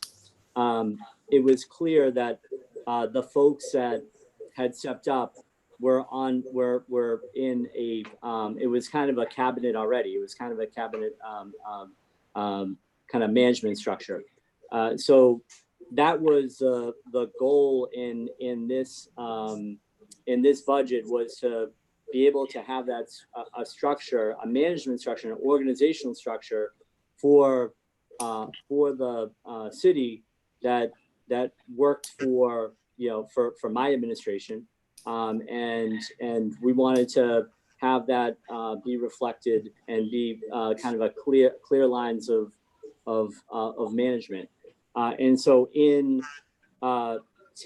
moving some of these pieces, as you can imagine, there were some positions that were vacated. If somebody was promoted, there are some positions that were created kind of new, but their old position went away. And there may have been in a lot of times what I did was essentially take multiple positions and give the responsibility of those positions to an individual that I know can perform at a high level, and effectively see a little bit of cost savings when you take multiple positions and combine them into one. So I think if you look at the big picture, which is what I have to be focused on in terms of presenting the budget, and as Mr. Viskey kind of alluded to, in terms of our flexibility through whatever does happen at the state level or the federal level, that from a very high level, the goal of this budget was to make sure that we can provide really exceptional services to the community while being as conservative as possible. And within that, kind of those kind of high level goals, that we create a budget that's balanced and that works for the residents of the city. And so as there are going to be details and there are going to be questions, and I'm sure we can adjust them as they come up. But I want that to be clear, that this budget represents really an organizational shift towards a restructure that is important for our administration. Mr. Chairman, if I can just, I know we're coming up on time, and I just wanted to, first off, I'm glad that you're going to schedule another Ways and Means Committee meeting. And that's really where I was talking about at the beginning. I just wanted to make sure that there was more time to actually talk in council in Ways and Means, rather than just come on the 29th with numbers and say, hey, we got to cut this and that. I think it's always, we owe it to the city of Revere to have that dialogue in front of them. So if you're going to schedule another one, I think that we've taken the time today. Number two is just through you to Mr. Viskey, and also obviously Brian, Mr. Mayor. We do. I think the council, and I speak as a whole, I think the council feels you've done a really good job. However, and if I could speak for Council Visconti, the optics of we're in the middle of this unprecedented times. We're in the middle of so much uncertainty. The optics of what is perceived as people getting pay increases or people getting paid more in a time when there's so much uncertainty and not knowing what the budget is going to look like for the rest of the year. It just, from the optics, it doesn't look right. Although I would never stop from saying someone that works more, does more, serves the city to a higher capacity doesn't deserve more. So it's just something that definitely needs to be discussed more. So I think having another Ways and Means subcommittee meeting is warranted. I do want to remind the rest of the council, we're coming up, we are at past 6 o'clock. And go ahead, Councilor Novoselsky. Thank you, Mr. Chairman. Mr. Chairman, I agree with Council Guanasso. He brought everything forward and everybody else brought everything forward. And yes, I was going to recommend that we have another subcommittee meeting for the Ways and Means to clarify everything that we're talking about. I know everybody has their little things that they are concerned about. This last meeting should be it. And I wouldn't even object to having it on Saturday morning if we had to. Because it seems like everybody has something doing every night this week is with other board meetings. So that's my recommendation. Do what you wish, but we definitely should have another meeting. And just so you know that I did contact Mr. Viskey this afternoon. We emailed each other. I gave him all my concerns. He responded to them, and I thank him very much. Whether I agree or not is another thing. But I do appreciate his coming back and be very frank with me. So, thank you, Mr. Chairman. Mr. Chairman, can I just say one thing? Go ahead, sir. Mr. Chairman, when's our next city council meeting actually, Mr. President? 29th. The 29th. Can we just have a subcommittee an hour before that meeting? For me, when I was looking at the budget, correct me if I'm wrong, Mr. Viskey, most of the increases on salary were contractual, right? They were agreed upon contracts, a lot of them, right? That's correct, Counselor. Most all employees, I think the mayor alluded to 375 some odd employees. I think there's about 360 of them that fall under some kind of collective bargaining agreement. And every one of those positions is budgeted at that. We did not go to the unions and ask them to sacrifice their raises. We took measures. We did a full analysis, and we like to honor the contracts that have been signed. So all of the raises, other than the select few, and I think most people kind of honing in on which positions we're talking about are contractual. And if I may, and I don't know if it's possible, but if it's possible to have a Ways and Means meeting this week, that would allow us to give a little more time to, present additional information as it comes up. That'd be very helpful. If you do it the hour before the council meeting on the 29th, I'm not sure how helpful that will be. But again, that's just my suggestion. I don't think that would work. I think that maybe Saturday morning, get together and discuss what we feel is, I think, let me say this. I think that, we sit here week after week praising this employee and praising that employee, and I'm guilty of it myself. But I think once you look at the budget and see where these monies are going and see how the budget is structured, I think you'll have second thoughts on some of these. You may not. What happened to Friday? I thought we were going to set up a meeting for Friday. How did it become Saturday? Well, Ira made a suggestion Saturday. I don't know. That's what my suggestion. I'm good for Friday, Mr. Chairman. I'm good for Friday. I crammed the whole budget. I looked at the book. I just need a day or two just to look at the emails that I missed. Okay. And that's about it. I already looked at the budget, and it's a balanced budget, but I would like to look at some of the paperwork that Mr. Viskey sent. Friday would work for me. Friday morning, all right?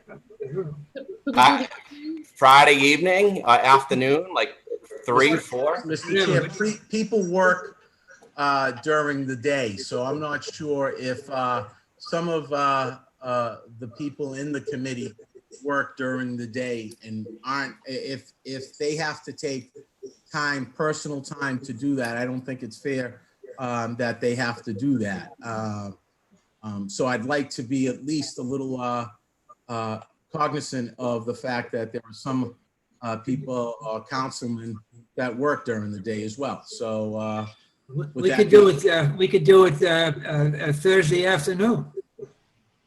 We can schedule something if everybody is okay with that. We could schedule something Thursday afternoon at I can't make it on Thursday. Work hours. You know, that makes it convenient for everybody. If that's okay, I think it's available okay. Thursday afternoon. I All can't day make Friday, Thursday and Saturday afternoon. morning.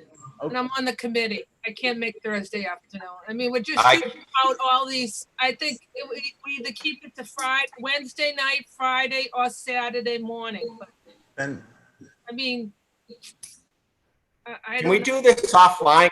Can we make a decision offline so we can continue it at the city council meeting? Or actually go to the city council meeting? Chair- Discuss this Chair- with you, Mr. Chairman, offline? Can I respond to the mayor, if I may? The mayor's response? The mayor's Yes, comment, I please should say. be brief, because we do have the. All right, and to you, to the mayor, Mayor, I think you've done a great job with the structure that is in place. I think it's been, the line of communications have been open. I think you've done I think the administration has done a great job with what's being done now. Okay, my concern is that there are some significant raises with this organizational chart that need to be addressed. And I like to say that, you know, in looking at, you know, over the weekend, just a couple of days that I had to compare the price, I mean, the salary differences. I believe there's more people, there's a significant amount of raises giving to a smaller percentage of the people in Revere, okay, in the people that work for the city. So I think that there is a significant amount of raises giving out to a smaller percentage of the people that work for the city, if that makes any sense. Well, like So- we said, 360 of them fall into collective bargaining, so. I understand. I'm not, Right. So the raises, I think some of the raises that you're referring to are for the folks that are not part of the collective bargaining agreements and not part of a union. And I'll say that the other thing, and this is kudos to Mr. Viskey, is that every opportunity that we had to offset, especially for the non-union folks, offset those pay raises with money that does not hit the taxpayer, we did, right? So you'll see those other revenue sources of funding that we're taking advantage of. That's grant funding. Those are other funds that are available that we're leveraging to be able to help people and not hit the bottom line of the taxpayer. okay, all right. I did see that. The fact of the matter in responding to Mr. Viskey's response, it's difficult for, I mean, we're in, Mr. Mayor, I don't have to tell you, we're in the middle of a pandemic, okay? We are obviously in uncharted waters. We don't know what to expect from the state. So my concern is, like Mr. Viskey said, it's raining. And I would have to say it's pouring, okay? My concern is how do we, as elected officials in council, especially the council on the Ways Committee, on the Ways and Means Committee, justify these raises, okay? When we have laid off people, we have asked people to take, offered people early retirement, okay? How do we do that, okay? And if we are short, okay, ask for more money from the rainy day fund when we have just given out substantial raises. And this is not a political thing. This is strictly looking at it from a business standpoint and looking at it and saying, I don't know if this makes sense. That's it. And Mr. Chairman? That's my personal opinion. I don't know how the other councilors feel about it. This is what I do. I look at the numbers as well. Okay, and that's where I stand. So that is my position on it. Mr. Chairman? Mr. Chairman, you gotta continue this. The chairman has to make an appointment and he has to make the date. And the president of the council has to conduct a meeting at 6 o'clock at 6:17. We ought to proceed with our meeting. What are we doing here? We're going over exactly what we shouldn't be doing. Call for the meeting. You can talk all you want. Listen, Mr. everyone, I will work with Ashley tomorrow morning to select a date. And I don't think it's going to be an hour. It's probably going to be a couple of hours the way we're going tonight. Okay? But just one comment I want to say. I keep hearing the Pino's been trying to talk, Mr. Chairman, for the last 15 minutes. I keep hearing the phrase out there, it's pouring, it's raining. That's why we have a rainy day account. We're doing a lot of positive things in this city. And I know you look at some of those numbers and you say, oh, wow. Listen to the mayor first. Listen to, go over those numbers thoroughly and find out why those numbers are in there. And I think you'll all be very surprised. Thank you. Mr. Chairman. Respect, Mr. Chairman, with all due respect. I was going to wait until the next meeting to say something, but all I can say is it's going to be very difficult for me in good conscience to vote for raises in a pandemic when we laid off people and asked people to retire early. And it's not about justifying who deserves what. It's about how the taxpayer are going to look at this when push comes to shove. So that's where I stand on this. And I think I stand on where most citizens stand. So what do you recommend on contractual agreements? I'm not going to touch null and contractual void them? agreements. I have no intention of touching contractual agreements. Okay. I just wanted to clarify it. Well, no, I mean, you ought to know me better than that. Mr. Chairman? Yes. I've been trying to speak for 25 minutes. I really hate not being in the chamber because I can't get anybody's attention. I use the raise hand function. It's really annoying. But Mr. Chairman, I just want to say I agree wholeheartedly with Councilor Visconti and Councilor Zambuto. I totally agree, Mr. Mayor, that going to a cabinet structure, that's a great style of leadership. That's why we elected you, for that forward-thinking vision of delegating leadership like that. But in the middle of a pandemic, these substantial raises, looking at residents, just like Councilor Visconti said, that when we're forcing people to take early retirements, when we're not filling vacant positions, when we're cutting positions, it doesn't look good. And if anything, we should be using the rainy day fund to preserve what we already have, not, trying to make up higher salaries. So, I mean, we'll talk more, and I apologize, but I've been trying to speak for 25 minutes and haven't been able to. So thank you. Councilor Powers, can we wrap this up for the regular meeting, please? We can do it right now. Councilors, Ashley Melnick will be contacting you tomorrow maybe even some of you tonight. I don't know what her position is. But we'll have a meeting. It'll be either Thursday and Friday or Saturday. It could be a couple of days. You know, there's a lot to do here.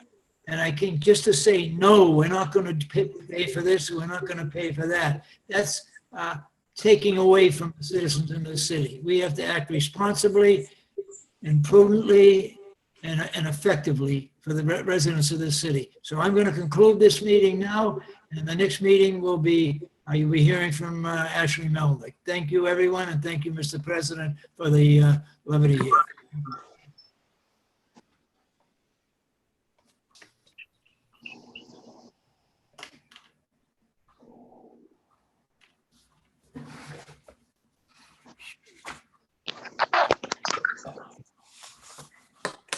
Madam Clerk, if with, once you can change it over, we're going to go right into our next meeting. You can start. Okay. Calling to order the June 22nd, 2020 Revere City Council meeting. We'll all rise and salute the flag. Pledge allegiance. Pledge allegiance to the United States of America. To the republic for which it stands, one nation, under God, indivisible, with liberty and justice for all. Roll call of the members of the City Council. Councilor Janino. Here. Councilor Guanasso. Here. Here. Councilor McKenna. Yeah. Here. Councilor Morabito. Here. Here. Councilor Novoselsky.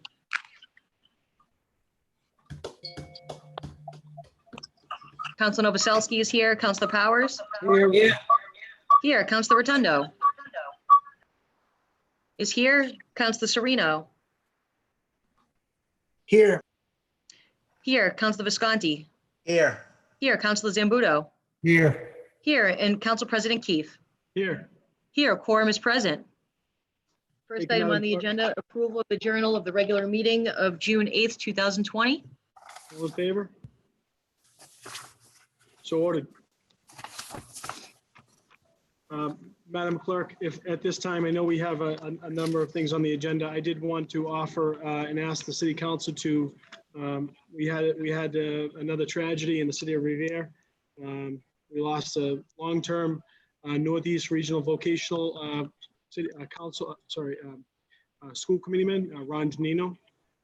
Ron Janino's family still live on Lincoln Street, and just wanted to offer our condolences and ask that we have a moment of silence for him.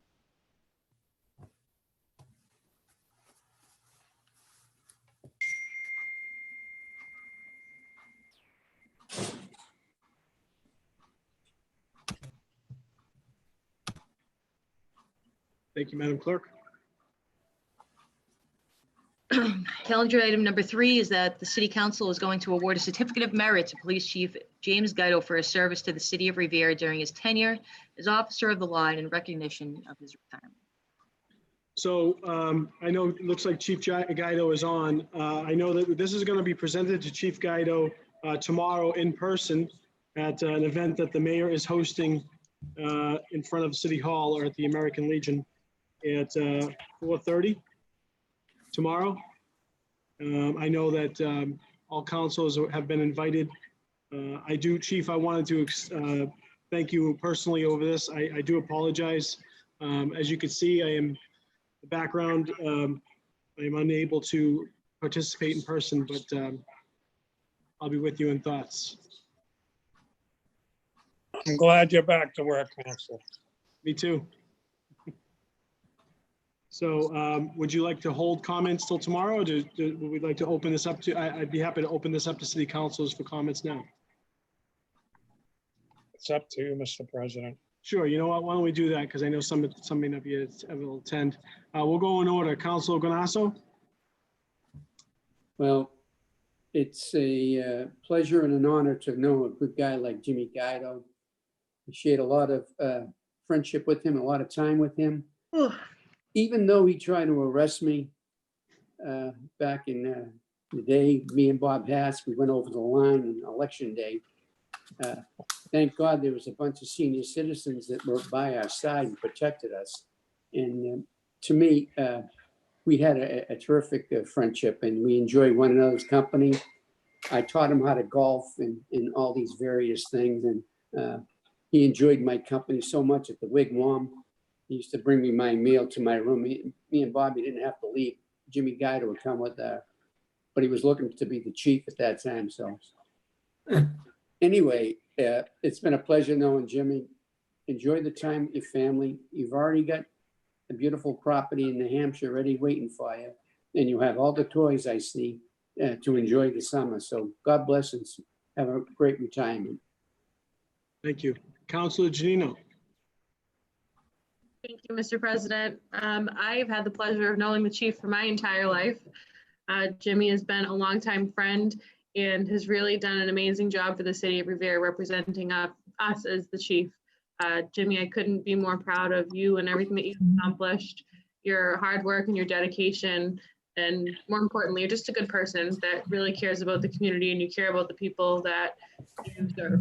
So thank you for everything. And I hope that the next few years bring you lots of joy and laughter and some much needed time off with your family. So thank you for everything, and I will see you tomorrow. Thank you, Councilor. Councilor McKenna. Thank you, Mr. President. Jimmy, you got a big kick out of me saying that we worked at the Boys Club together when we were 16 years old. That was a lot of fun. But I just want to say that, you know, they put you on a trial basis to see if, you know,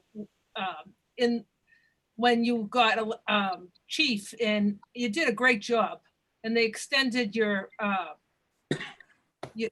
role. So I just want to say that I'm very proud of you, Jimmy. I've known you for a long time, since I was 16 years old, and I hope you have a wonderful retirement.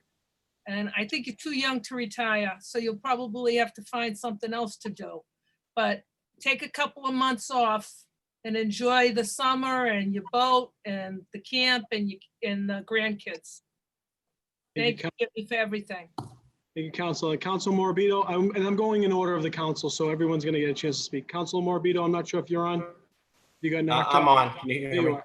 Yep. You know, I just want to congratulate you, Chief. I haven't known you for 100 years like most of the counselors.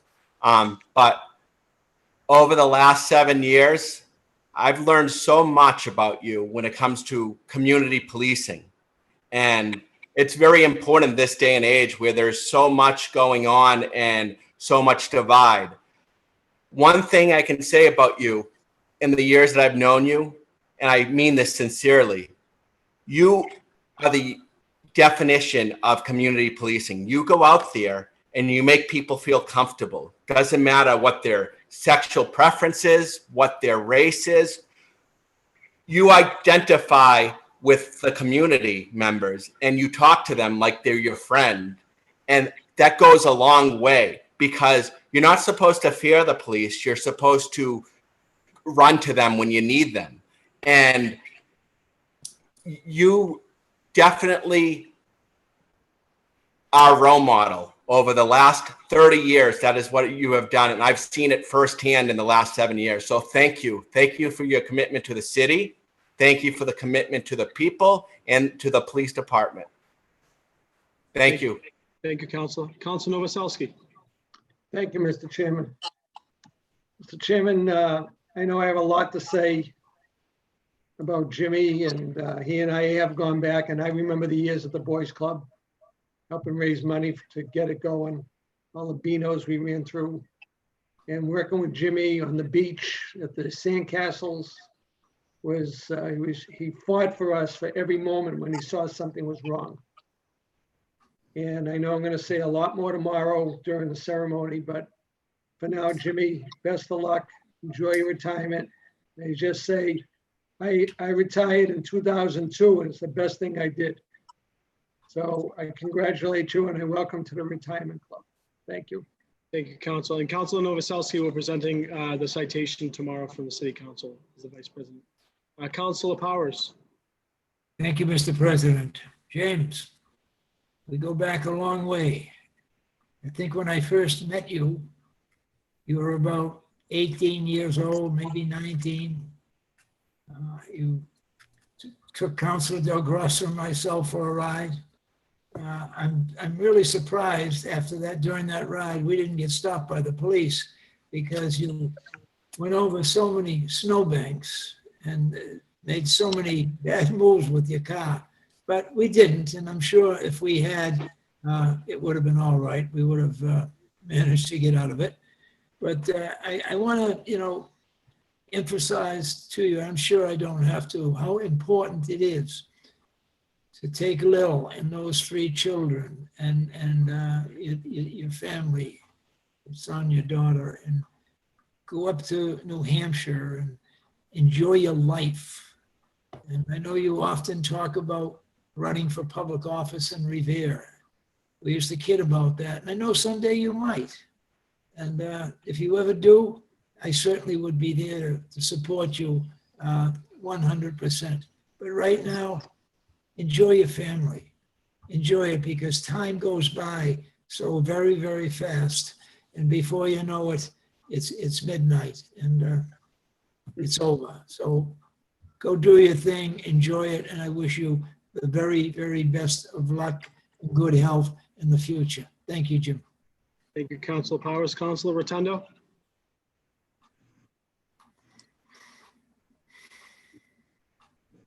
For some reason, it wasn't unmuting. Such a surprise.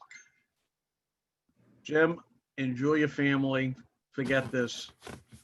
And just be thankful that you will not be getting any, 12 o'clock in the morning phone calls or text message from me asking for help, or just to scream and yell. But Jim, I love you. I wish you well. I'm always here for you. God forbid. Enjoy your family, your grandkids. Forget this shit. Just literally, excuse my language. Just forget about it. Go enjoy your life, Jimmy. You take care, brother. Thank you, Councilor. Councilor Sereno? Thank you, Mr. President. Through you to Chief Guido. Chief, congratulations. You've led the department wonderfully over the past few years. And as a captain for many years before that, I've enjoyed working with you. And when I've been up in Rep. Vincent's office, and we've worked together on the sand sculpting festivals and whatnot. And you've always been great. You have a sense of humor, which is good in our business to have on occasion. So congratulations to you and to Lil. Enjoy those beautiful grandsons and enjoy your son and daughter as well. Hope you get to travel a lot as well. Thanks. Thank you, Councilor. Councilor Visconti? Thank you, Council President. Chief, congratulations. I just want to say it's, I looked at the pictures on Facebook of you on the lake and with your grandchildren, and the smile that you have from ear to ear says it all. So I wish you the best. I wish your family the best. You deserve the best retirement, and I can't congratulate you enough. Good luck. Thank you, Councilor. Councilor Zambudo? Are you here?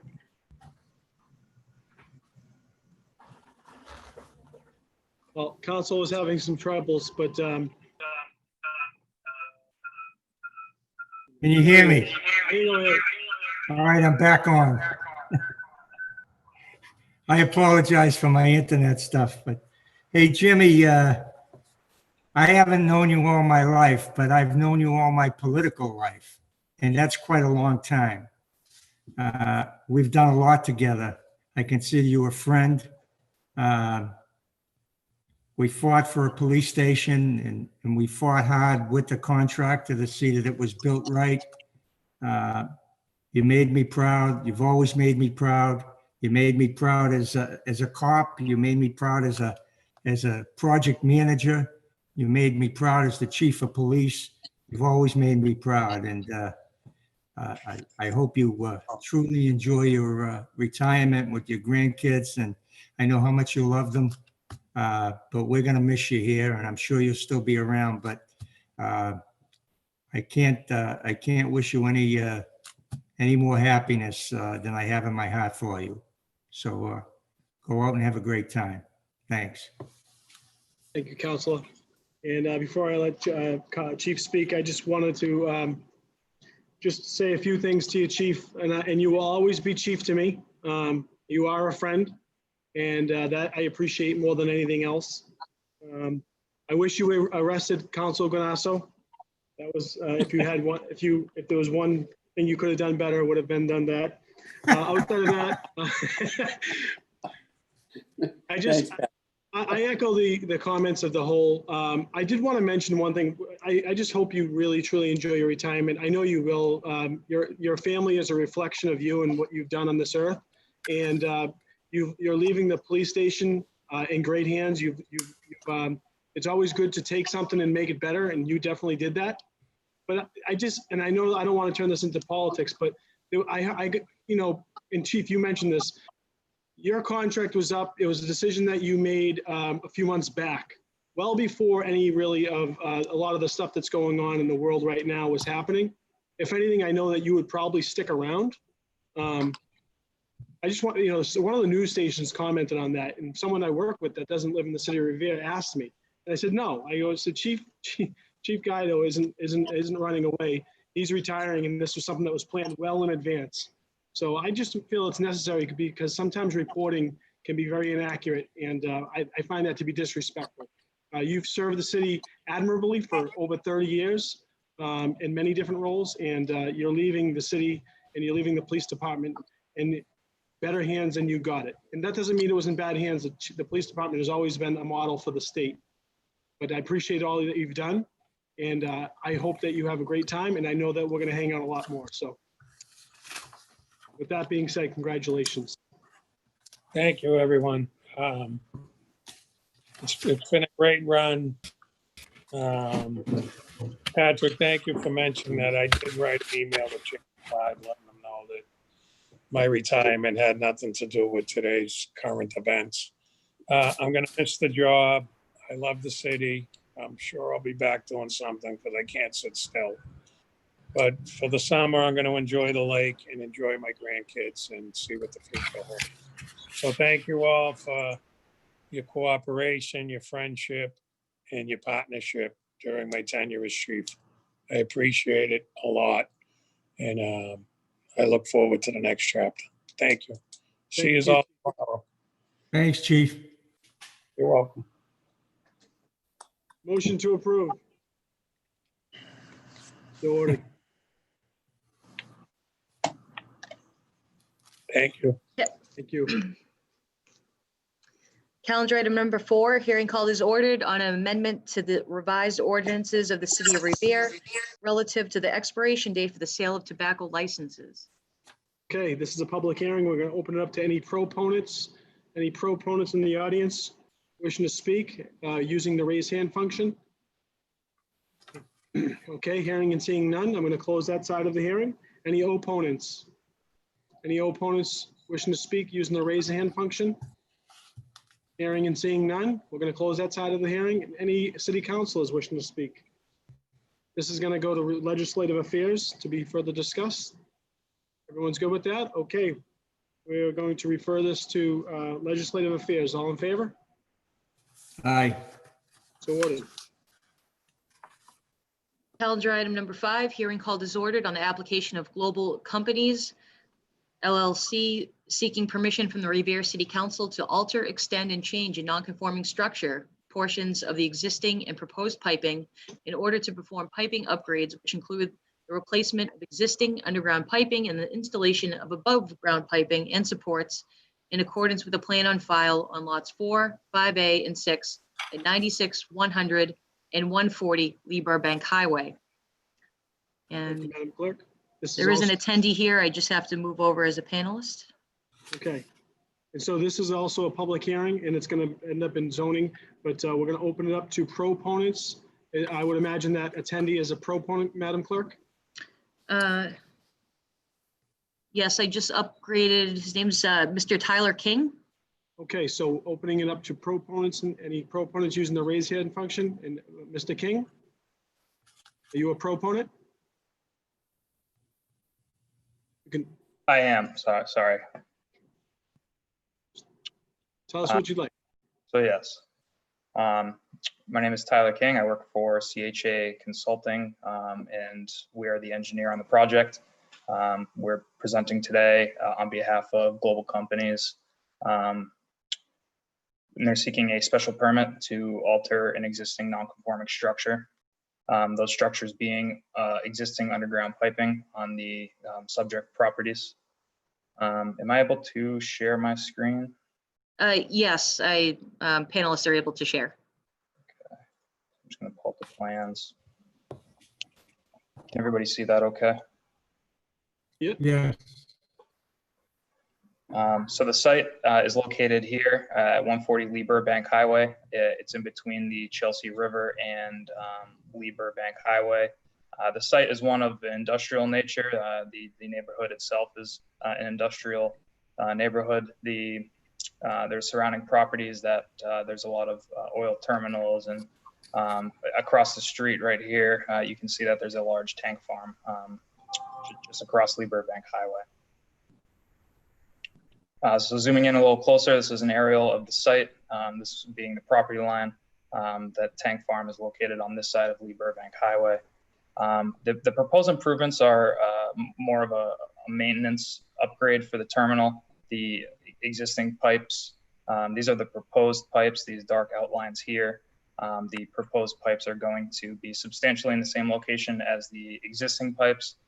The reason for these improvements is to abandon the existing pipes in place, get the pipes above ground. It will help maintain, inspect, and repair any product that any piping that needs repair. The main use of these pipes, it grabs any tankers coming in from the Chelsea River and dock up here, and it takes product and it delivers it to the terminal itself. Right. Okay. So you're listed as a proponent. Correct. Great. And again, I'm sure you'll be discussing this further in zoning. Any other attendees? Any other proponents using the raise hand function? I do not see any. We'll close that side of the hearing. Any opponents using the raise hand function? I don't see any. Any councils wishing? We're going to close that side of the hearing. Any councils wishing to speak? This is going to zoning anyway, right? Correct. Yep. Okay. So no council wishing to speak. This is, we're going to refer this to zoning subcommittee. All in favor? Aye. Opposed? So ordered. Okay. Thank you. Thank you.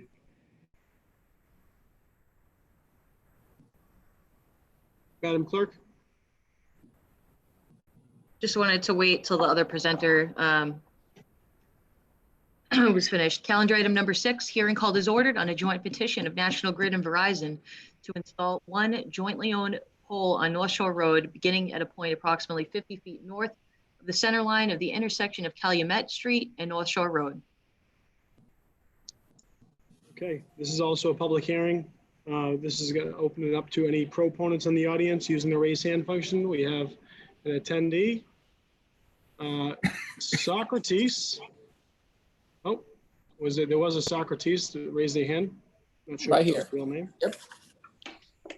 Good evening. Good night. How are you? Good. How you doing? Are you a proponent? Yes. Yes, I am. Okay. Name and address for the record, please. Socrates Perez, 170 Medford Street in Malden. Okay. Basically, what we need is a pole in between two existing poles. Basically, just for to accommodate the existing circuit that we have. We just need a couple monitors on that pole. Okay. Thank you. Thank you. Any other proponents wishing to speak using the raise hand function? Hearing and seeing none, we're going to close that side of the hearing. Any opponents wishing to speak using the raise hand function? Hearing and seeing none, we're going to close that side of the hearing. Any councilors wishing to speak? See none? Okay, so this is council. This could go to roll call tonight if everyone feels comfortable with this project. The will of the public work is the Council Novoselsky. You're the public works man. Chairman, would you be good with this going to vote tonight, or should I get their own committee? I have no problem voting on it tonight. Okay. Madam Clerk, would you call the roll? Sure thing. Shall the City Council approve the joint petition of National Grid and Verizon to install a jointly owned pole on North Shore Road at the intersection of Calumet Street in accordance with the plan on file? Councilor Gino? Yes. Yes. Councilor Guanasso? Yes. Yes. Councilor McKenna? Yes. Yes. Councilor Morabito? Yes. Yes. Councilor Novoselsky? Yes. Yes. Councilor Powers? Councilor Powers? You're on mute, Councilor Powers. John, wake up.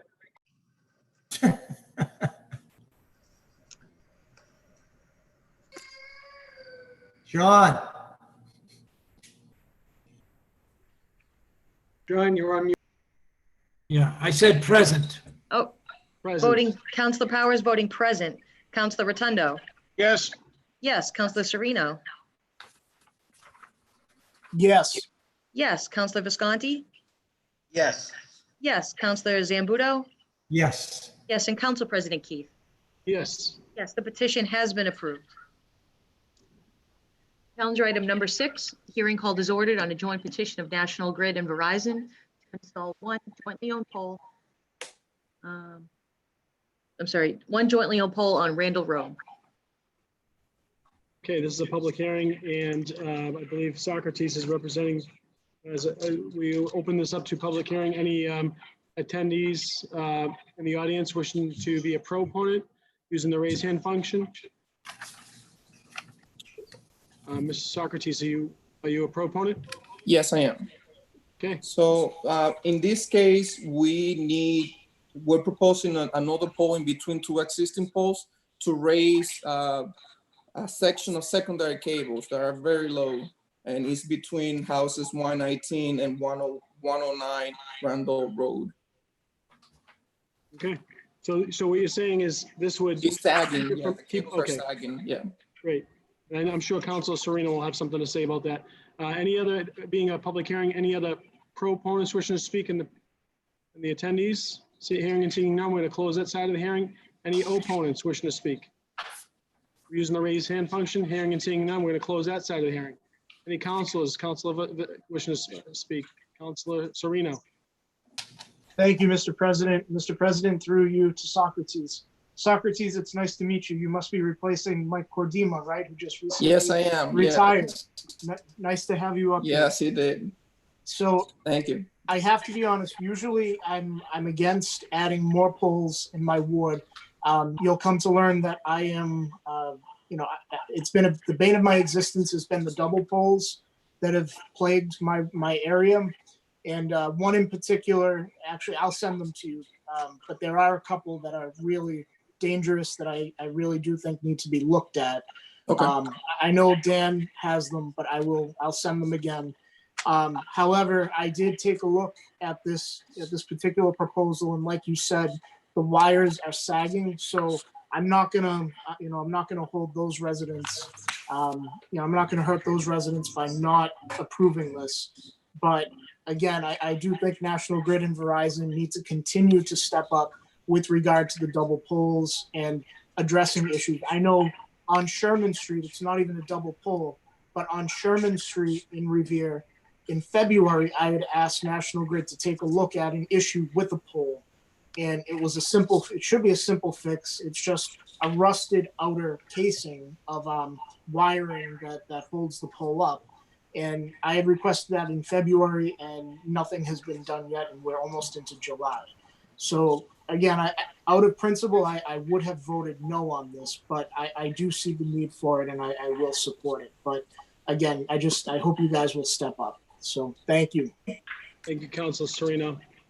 And so again, this is one where typically it could go to Councilor Novoselsky's Public Works or the will of the council.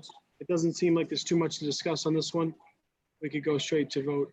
Any other councilors wishing to speak? Okay, so we're gonna, hearing and seeing none, we're gonna open this up to a roll call, Madam Clerk. Sure. Shall the city council approve the joint petition of National Grid and Verizon to install a jointly owned pole on Randall Road in accordance with the plan on file? Councilor Janino? Yes. Yes. Councilor Guanasso? Yes. Yes. Councilor McKenna? Yes. Yes. Councilor Morbido? Yes. Yes. Councilor Novoselsky? Yes. Yes. Councilor Powers? Present. Voting present, Councilor Rotundo? No. No. Councilor Sereno? Yes. Yes. Councilor Visconti? Yes. Voting yes, Councilor Zambudo? Yes. Yes, and Council President Keefe? Yes. Yes, the petition has been approved. Thank you.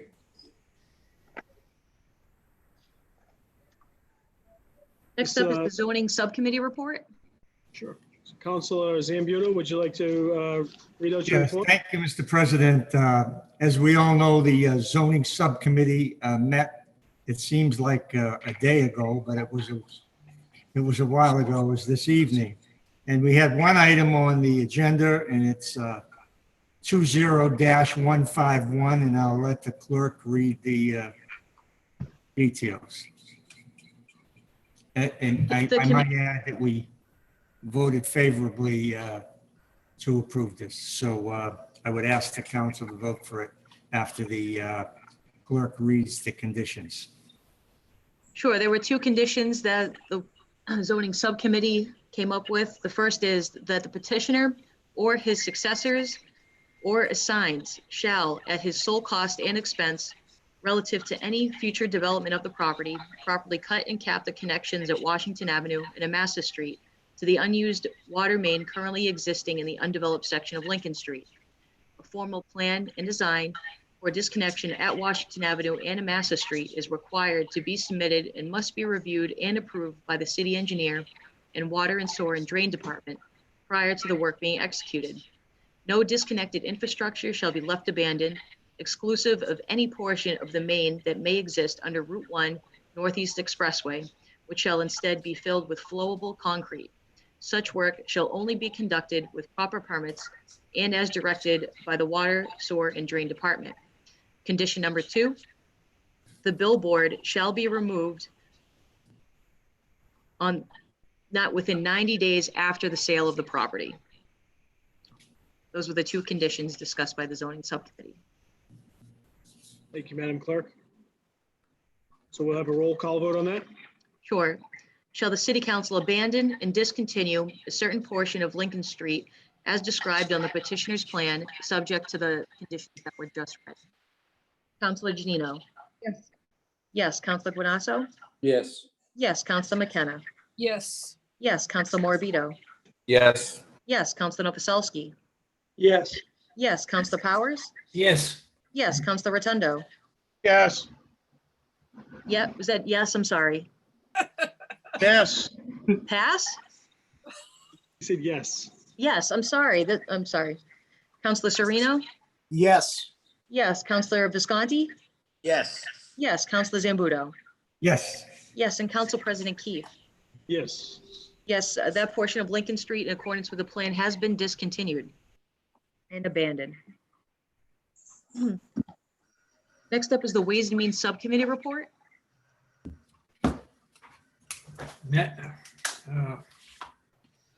Madam Chairwoman, Councilor Powers. yes. Ways and Means Subcommittee met earlier this evening at 5 p.m. And the first item we took up was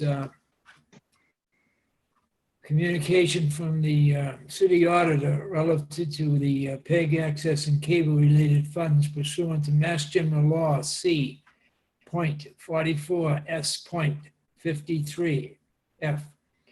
And what this did was it allowed the Commonwealth of Massachusetts has changed its laws regarding the money that is received by the city, which I believe is around 5% each year from the cable companies. And what we did was allow we approved the cable company, the auditor rather, setting up a system where, working with the cable company, where we would receive our 5% for the operation of the cable studio. And they get X amount of dollars, like I said, each year. And occasionally, probably once, 2 or 3, 4 times a year, they petition the city council, which the city council has to approve an expenditure for that money. It's not city money, really. It's money that's provided contractually by the cable companies and for the operation of the cable company that we have in the city of Revere. So I'd like to ask this was reported out favorably. I'd like to ask the councilors as a whole to approve this evening. Thank you, Mr. Chairman. Okay. And did you want to speak on your second topic or just go to the? Let's do the first one. Let's do this one first. Okay. And then we'll do the So, second. Madam Clerk, roll call on the PEG access. Sure, that the city council accept the provisions of Massachusetts General Laws, Chapter 44, Section 53F and 3/4, which establishes a special revenue fund known as the PEG Access and Cable Related Fund to reserve cable franchise fees and other cable-related revenues for appropriation to support PEG access services and oversight and renewal of the cable franchise agreement. The fund to begin operation for fiscal year 2021 on July 1st, 2020. Councilor Janino. Yes, can you hear me? Yes. No, you were on mute. Sorry. Councilor Guanasso. Yes. Yes. Councilor McKenna. Yes. Yes. Councilor Morbido. Yes. Yes. Councilor Novoselsky. Yes. Yes. Councilor Powers. Yes. Yes. Councilor Rotundo. Yes. Yes. Councilor Sereno. Yes. Yes. Councilor Visconti. Yes. Yes. Councilor Zambuto. Yes. Yes. And Council President Keith. Yes. Yes, the general law has been accepted. Council Powers. Yeah, this the second item in the Ways and Means Subcommittee this evening was whether or not to approve the 2021 municipal operating budget for the city of Revere. It was brought out that several councilors, including myself, have some questions regarding the expenditures. And they're legitimate questions.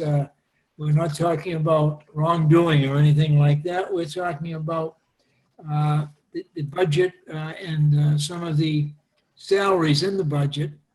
And we've asked the mayor to meet with the city council prior to the 29th to answer any questions that councilors may have regarding certain expenditures in that salary, that budget in the salary accounts.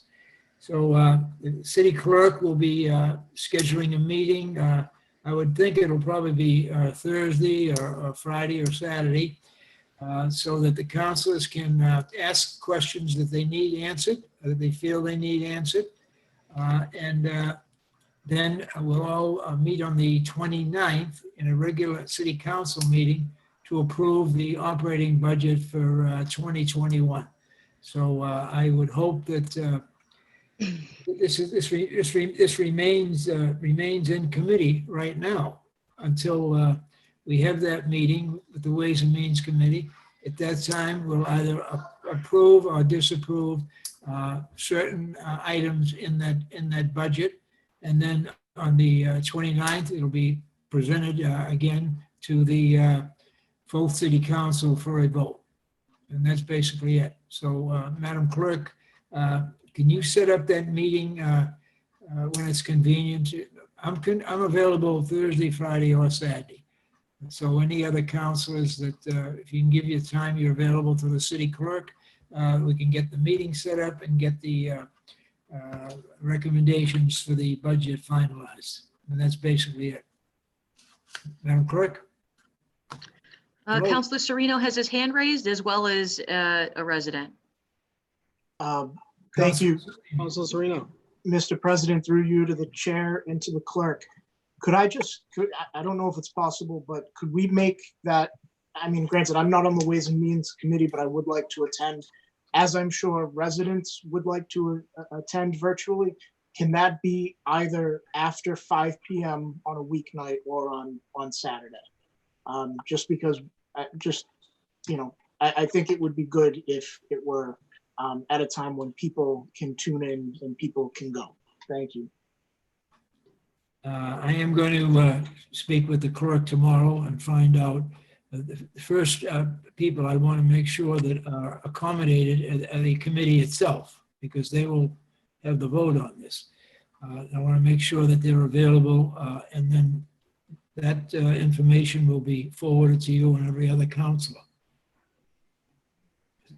Mr. President, Yes. just to echo Council Sereno's sentiment, I will tell you that there is an extremely large electorate that is very, the word that I would use, displeased at the current budgetary situation, in particular raises versus people being, for a lesser of a word, eliminated or consolidated, or whatever word you want to use. So a time that would be beneficial for the electorate to be present would be very much important, I hope, in your thinking, Councilor Powers. And I appreciate your time and effort in doing this. It always very, has very been through difficult my task. efforts as a chair of any committee. I've always tried to make the meetings when it's more available for residents in the city, as well as city councilors. So I'm going to be, as I said, I'm going to be speaking with Ashley Melnick tomorrow, and we'll come up with a date that works for everyone. Okay? Anyone else? Thank you. It looks like we have a panelist, an attendee looking to speak. Go ahead. Mr. Lampadecchio? Mr. Lampadecchio, we're not going to be addressing the budget this evening. We already did that by keeping it in committee. So I'll instruct the city clerk to let you know exactly when. Can we unmute him so we can hear what he's saying first? He's unmuted. Mr. Lampadecchio. Sorry. Did you hear that? Yes, I heard that. Was that all you had to say? Yeah, and what I'm going to do is I'll let the city clerk know when the meeting is, and yourself and any other citizen is welcome to attend the meeting. At that point, we'll make a determination as to what stays in the budget or is removed from the budget, and we're asking the mayor to attend that meeting so that we can have more insight into what he might need these positions for or these funds for. Excellent, thank you. I just had a few concerns on the budget. I will wait for that meeting. If you could just please make sure that I'm apprised of when that is scheduled.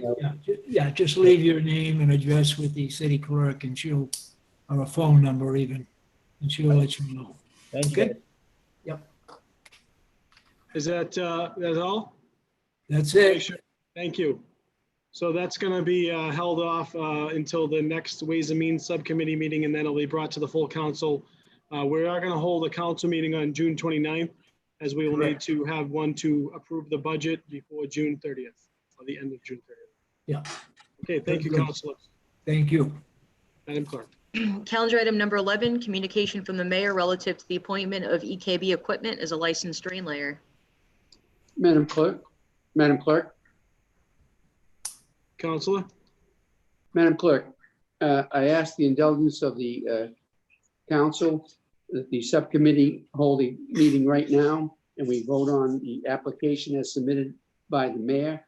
Because of the COVID-19 restrictions, this makes it a lot easier, and we only have one individual company before us. If that's okay with the president. It's okay with the appointment subcommittee chairman. It's okay with me. Okay, and the membership of the appointment subcommittee as follows. Councilor Janino, Councilor McKenna, Councilor Powers, and Councilor Visconti. The application that's before us is a communication received from the mayor regarding the appointment of EKB Equipment as a licensed drain layer. Do any of those members of the subcommittee have any questions? Mr. Chairman, if I may, Councilor Powers. I don't have that in front of me. I'd just like to know is my, Would you repeat that? Councilor Powers, would you repeat that? He's frozen. Madam He Clerk. was do you want- asking if you had the application in front of you, whether, was everything checked off, insurance, et Everything cetera? checked off, yes. Okay, great. very good. Any members of the city council have any questions? Motion to approve. A motion on the floor is to approve. All in Motion favor, all opposed, so ordered. We'll offer this out as a approval. And Madam Clerk, I would read roll call. Shall the city council confirm the appointment of EKB Equipment as a licensed drain layer? Counselor Janino? Yes. Yes. Counselor Guanasso?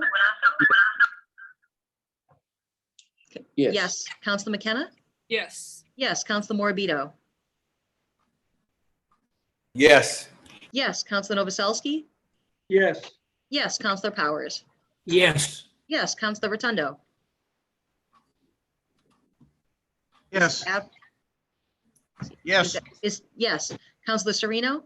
Yes. Yes. Counselor Visconti? Yes. Yes. Counselor Zambudo? Yes. Yes. And Council President Keith? Yes. Yes, the appointment has been confirmed. Thank you. Calendar item number 12, communication from the mayor regarding ETP funds. Is the mayor in attendance? Mr. Mayor? No? Okay. Any councils wishing to speak on this? Councilor Novoselsky. Thank you, Mr. President. Mr. President, I think this is a good choice for us to approve. The weed program is very active down in my neighborhood and around the city. And they do a lot of good work. They've stepped up in this COVID-19 program, and I think they're deserving of these funds. So I would ask that councilors approve it. Thank you. Mr. President, Mr. Mayor. sorry about that.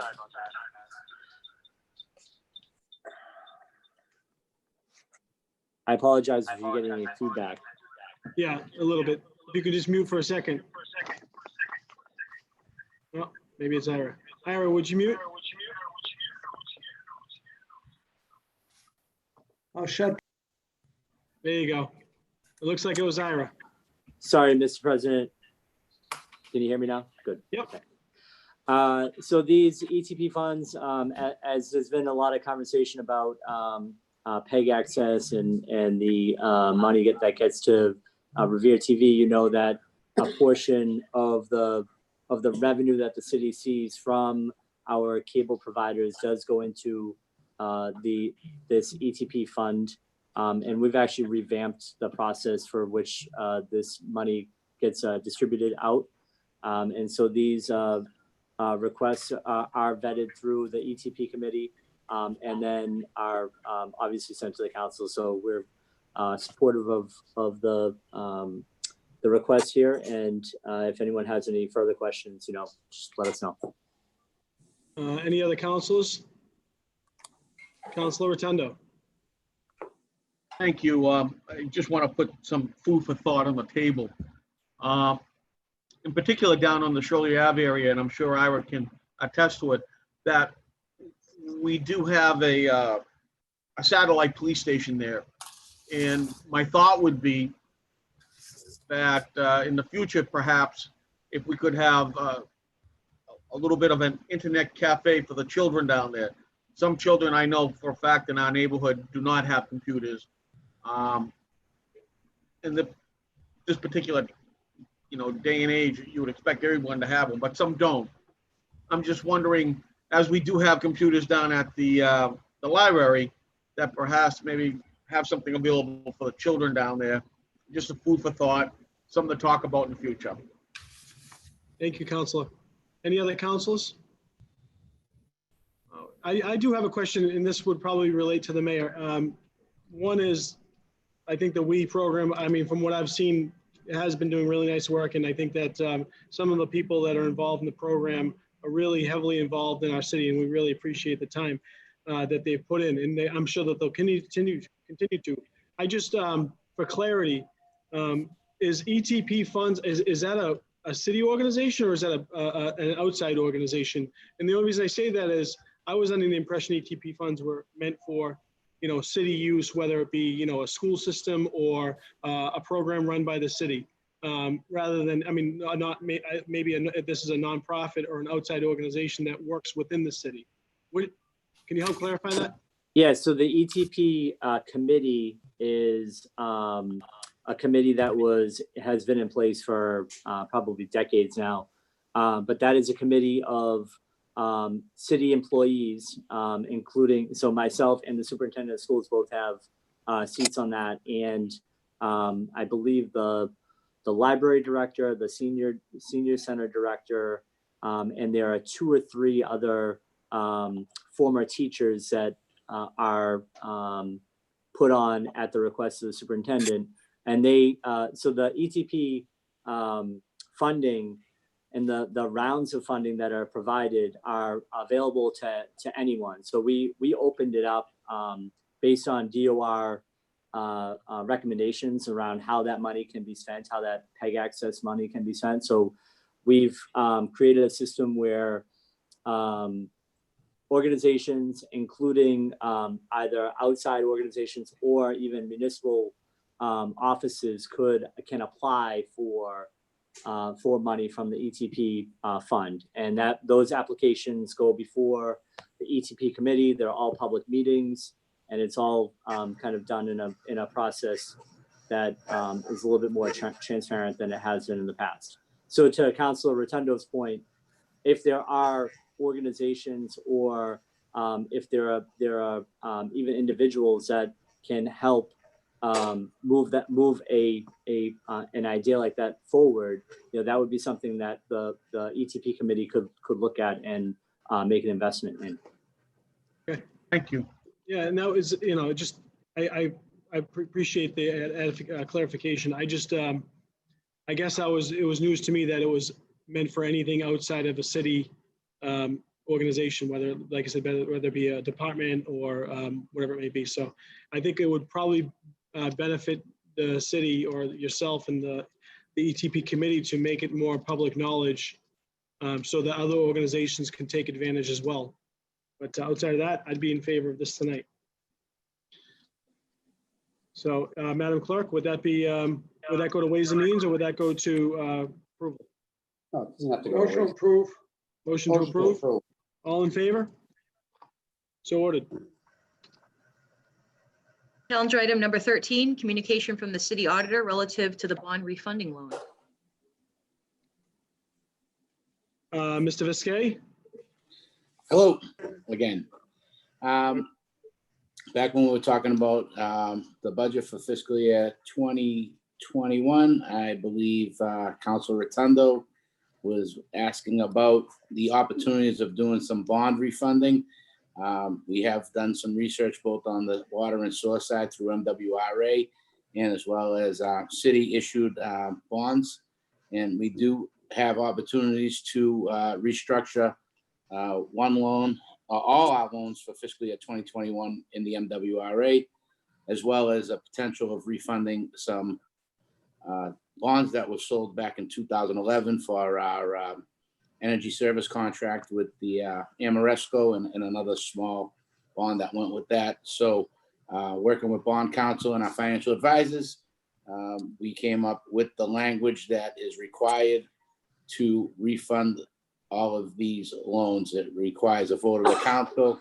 They did help with the Municipal Relief Act, that these votes of refunding do not require posting. They don't require 2 separate votes, and the language has been attached for your review.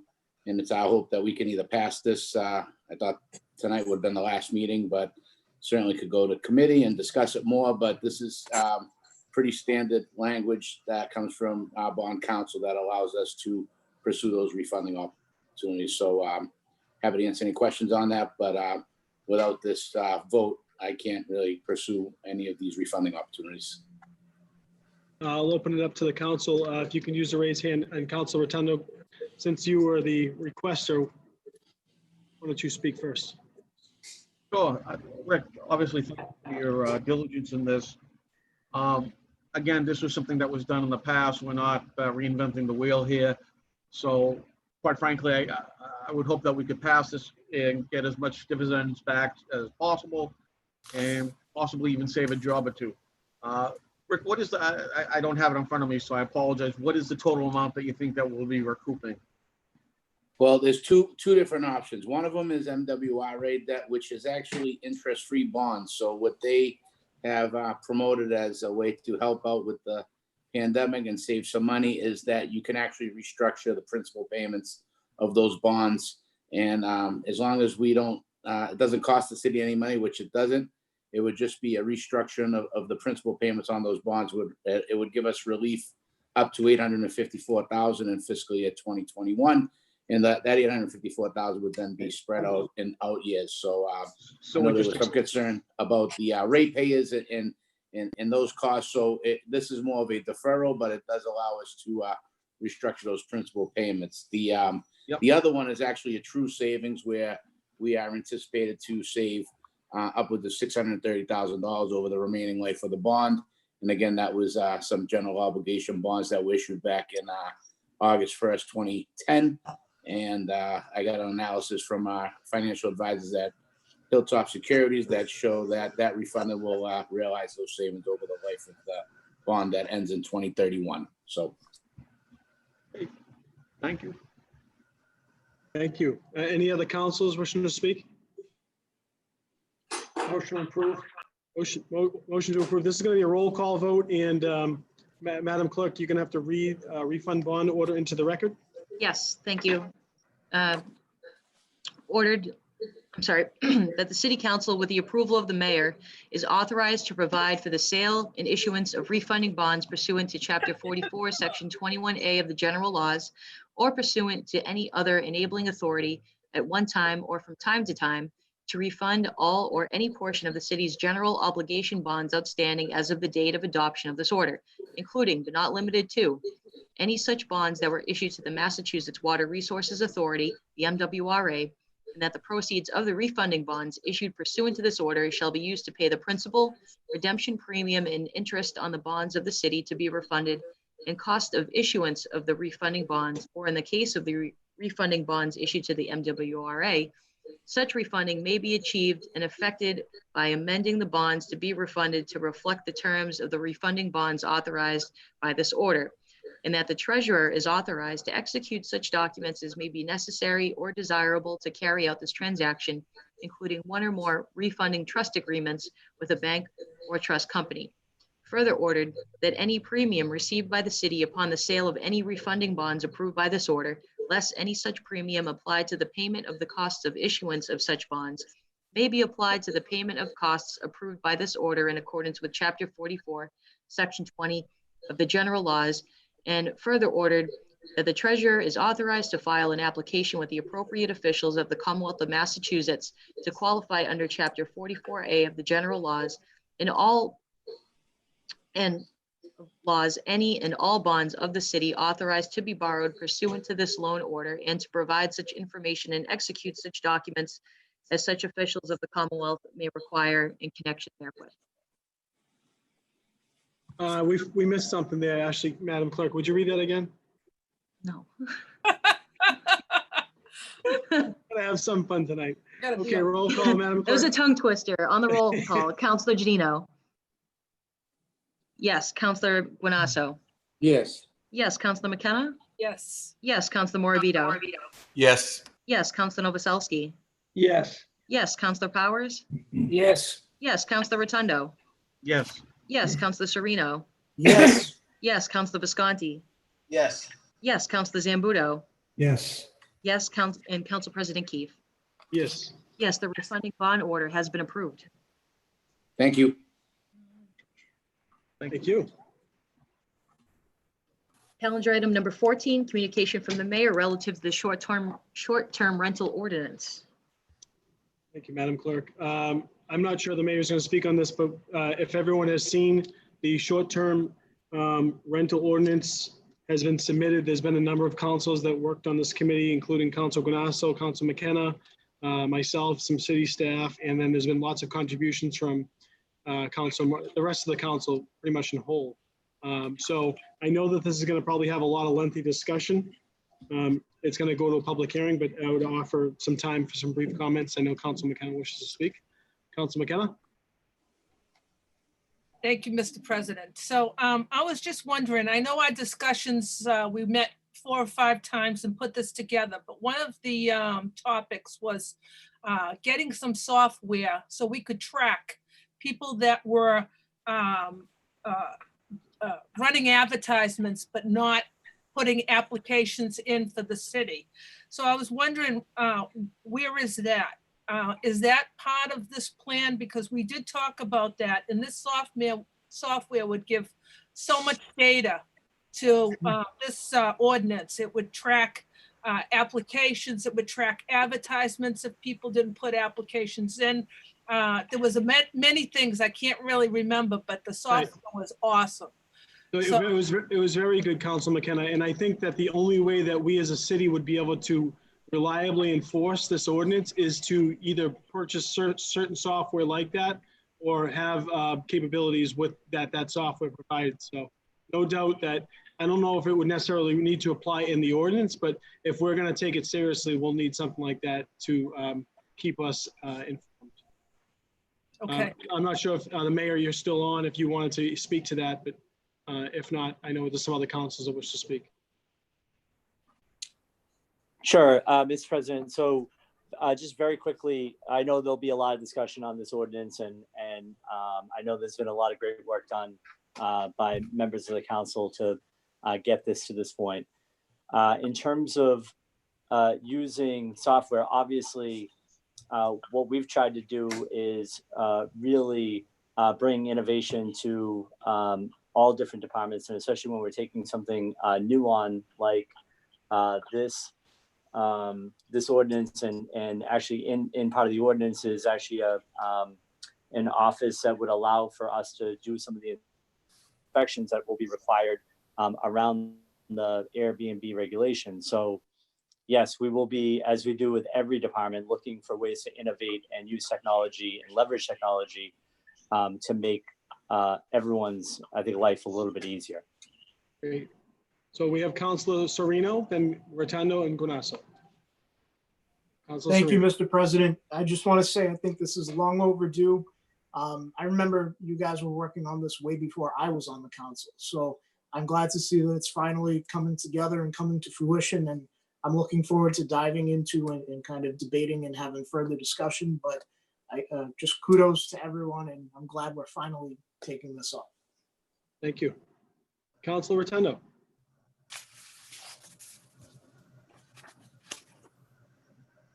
Gone a long way. And I think at the end of the day, I'm hoping that we can come with the proper software that can track this appropriately. If not, it's going to be a challenge. Has there been any ideas of which type of software we'd be using? Councilor, off the top of my head, and I don't want to take it, we were shown some through Ruben Cantor, who's handling a lot of things like that. And it's what major cities, major hubs are using to help keep an eye. Boston, San Francisco, LA, et cetera. It's what they're using to keep track of their Airbnbs. Have we thought of actually going to the major companies and actually just, because at any way, WhatsApp, the newest social technology, is going to be able to defeat any technology. It's just evolution. It's how it works. We've seen this happen in Hong Kong. We've seen it happen pretty much anywhere where there's been the use of technology in order to provide information. So that said, have we thought of actually going to Airbnb, BBRO, and so forth, and saying to them, you know, we want you to come to Revere. We want your business in Revere. We want to be a partner with you, but we want to be a safe partner with you. Here's our ordinance. Okay. Insert that into their application process for the city of Revere, because they can put that in all their systems, then have us adopt the software that's going to be antiquated in a year. Right. No, so I agree, Council, and I think those are great questions that will be, we can have some more conversation around. But I think when I know Council Ganasso was going to speak next, and Council McKenna, we talked about that. We want to work with them rather than, you know, have them work around us, because that's what they'll end up doing, right? They'll work around us. So we want to work with the businesses, because we know that there's going to be incentive and tax revenue that's going to be built in as well that comes to the city. So those are great points that should be brought up. Council Ganasso. Thank you, Mr. President. I certainly am thrilled to see this communication from the mayor. It addresses many of the concerns that a lot of us had. And I think that, again, I must have said it 100 times, I'm going to say it 101. We mirrored the copy of Boston, modifying it with some of the input that we have in addition to what the mayor has offered out, which I think is very, very valuable. And Airbnb didn't contest it. They agreed with it in Boston. So we go from there and we modify it. But I can't stress the urgency of getting this program as quick as possible in place, no matter what shortfalls it might have when we initially start it. As long as we can improve upon it as we proceed in it, we have to have something on the books, because my neighborhood is a disgrace. I don't have a neighborhood anymore. I have all hotels. Everybody's renting rooms out. And I love the first thing that has to be owner occupied. The property I spoke of before that has it is not owner occupied. And so these safeguards and these provisions put in place here, I think are going to do us all justice. And all the law-abiding citizens of our community are going to really appreciate the work and effort that this council has done. And through the mayor, also, we applaud you for getting involved with this and pushing this through, because we need it done as quick as possible. Thanks, Mr. President. Thank you, Councilor. Any other councilors? Council McKenna. Just one more, just a point of information. This software was told to us by Ruben, and it was about $25,000, but it would track everything. So we'll get that back the first week. Sure. Yeah. Yep. It may have been a little bit more, but it wasn't much more. I know that. You're right. So this is going to go to public hearing on July 27th, which will be our meeting. All in favor?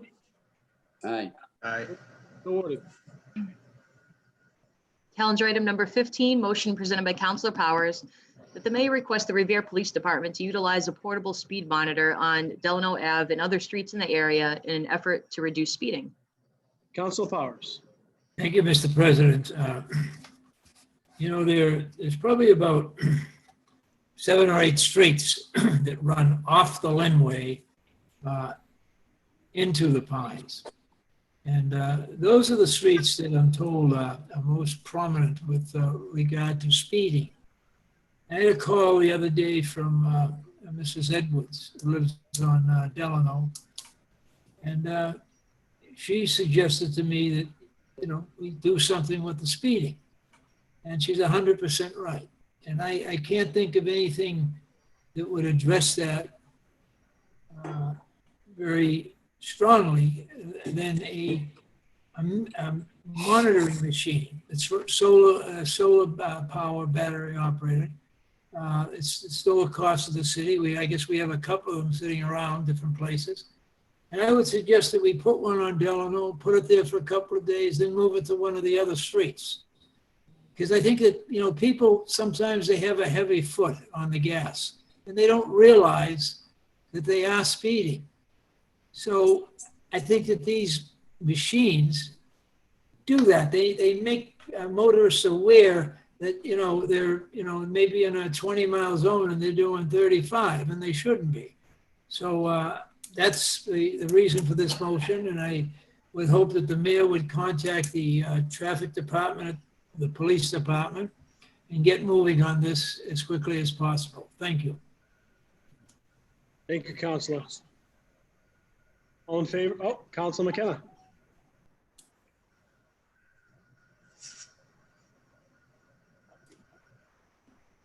Just a point of information for Councilor Powers. Nick Romano just wrote a purchase and sale order for about 8 or 9 of them. So if you put in your request, you should get it. I put in requests for 2 for my ward. So if you put a request in, you might get it. I put in my request tonight. It's right Okay. there. All right. And I think your counsel, you're referring to the permanent fixed ones, correct? Excuse me? You're referring to the permanently affixed ones, correct? The solar ones. Right. Okay, great. Yeah. Perfect. But Wonderful. Are they the portable ones that can be moved? No, these are the permanently affixed ones, which would be probably even more helpful for you. Yeah. Right. But in the meantime, I'd like to get the portable ones down there. Yep. So in the meantime, we'll approve, will the council accept Councilor Powers' motion? All in favor? Aye. Supported. Calendar item number 16, motion presented by Councilor Keefe that the mayor request the police department to make a concerted effort to remind and enforce the state laws restricting the use of fireworks. Many residents have been concerned with the uptick in random firework displays at all hours of the night. So if I could speak on this motion first, I know that we've all been woken up, we've all been emailed, we've all been called by our neighbors. Everyone, you see, what people don't realize is we all live in Revere, and a lot of times people a street over will email and say, I can't believe I was up all night with these fireworks. And when they're up all night, we're up all night. I just wanted to, I know that recently this 311 in City Hall did put out a statement about the fireworks being illegal, and I appreciate that. That's going to be step one. If we can continue doing that, that would be helpful. But unfortunately, this isn't going away, and it's only going to get worse, especially as the 4th approaches. I think people have been stuck at home for too long, and they're celebrating a little too hard outside in their own backyards, which I appreciate them staying home and staying safe. But between the noise complaints and the fireworks, it's been overwhelming the last month. So I know that a lot of councils are going to speak on this too. I would just say, if I can use this as a public service announcement time to the residents of Revere watching, if you can just be good neighbors. City councilors aren't going to be able to stop your neighbor 3 streets over from being inconsiderate. So if you can just be good neighbors out there, and I know that probably the good neighbors aren't watching, but if the newspaper can write something about it, if Revere TV can put something out there, and if you in social media can encourage people being good neighbors. We all own our homes, or we live in homes that we consider our own, and that is our sanctuary. I would hope that everyone would respect that by being a good neighbor. And at that, I'll open it up to the rest of the council. Council Serena. Thank you, Mr. President. Mr. President, I've received probably about a dozen calls, and then, Facebook messages, text messages, everything.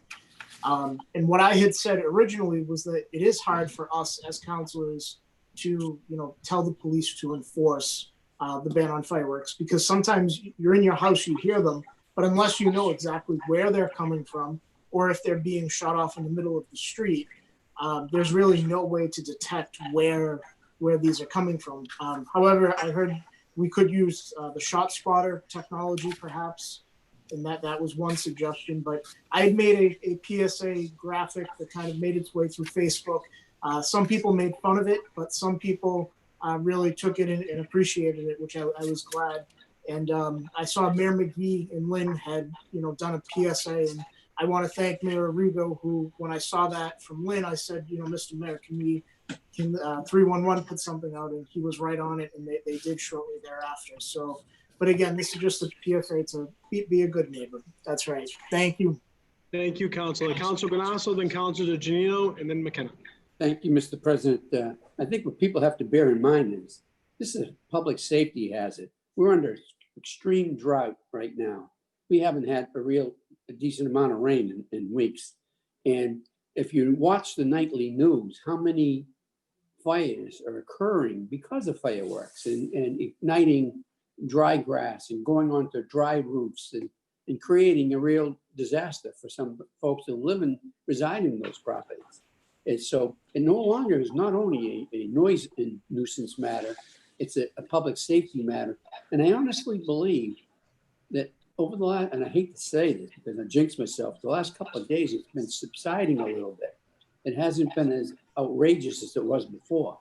And I think that some people are taking cognizance of the fact that it's a safety factor. So hopefully, and also we got to incorporate our neighbors to get involved.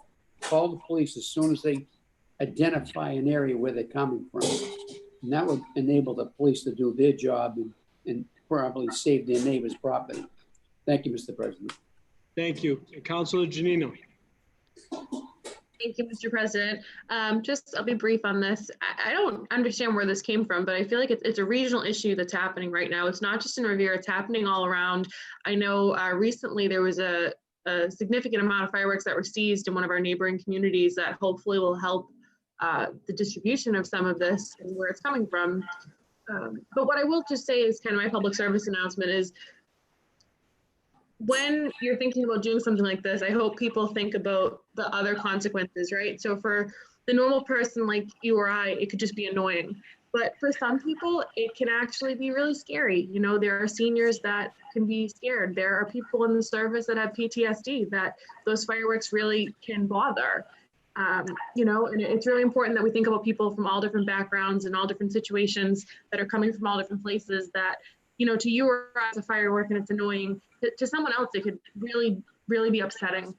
So please think of that. And also my dog is very upset by it and I'm tired of hearing him barking all night. So and I'm sure a lot of you can sympathize with that, but it's a serious issue. You know, of course, fires, of course, there are other concerns. I've seen some horrible injuries, people losing fingers and, you know, hurting their face. So just be smart. And again, there's a reason why it's not legal. Thank you. Thank you, Councilor. Councilor McKenna, then Councilor Rotundo. Thank you, Mr. President. So the fireworks, when we were kids, the fireworks were a lot different than the fireworks are now. They're more potent and they're like bombs. And when they go off, they sound like bombs. So, and what's happening is they're getting sold from corner to corner to corner to corner. It's not like going up to New Hampshire anymore. People are bringing them here. My concern is Beachmont, because we have a lot of houses that are stuck together and old. And I have a 1900 house, it's wood. And if anything fell on it, forget about it. So that's my biggest concern is fire. So that would be great if we could do, you know, a public service announcement. Thank you. And Councilor Rotundo. Pretty much what everybody else has stated, but to reiterate, the biggest issue is with our soldiers and sailors, members of the veterans community that have PTSD and are suffering from this. It's probably the worst thing to be sound asleep and then hear somebody blow off an M80, which sounds like a mortar, and have you, you know, think that you're back in Afghanistan, Iraq, or where have you. At the very least, be considerate for that. But unfortunately, we all know the story. Kids are kids. They're going to do what they want. And I just hope that people don't get hurt doing this. And I hope that they stop doing this. So I support your effort. Right. Thank you. Any other councilors? Thank you. And we have one attendee that's looking to speak, and that's Mr. DeChico.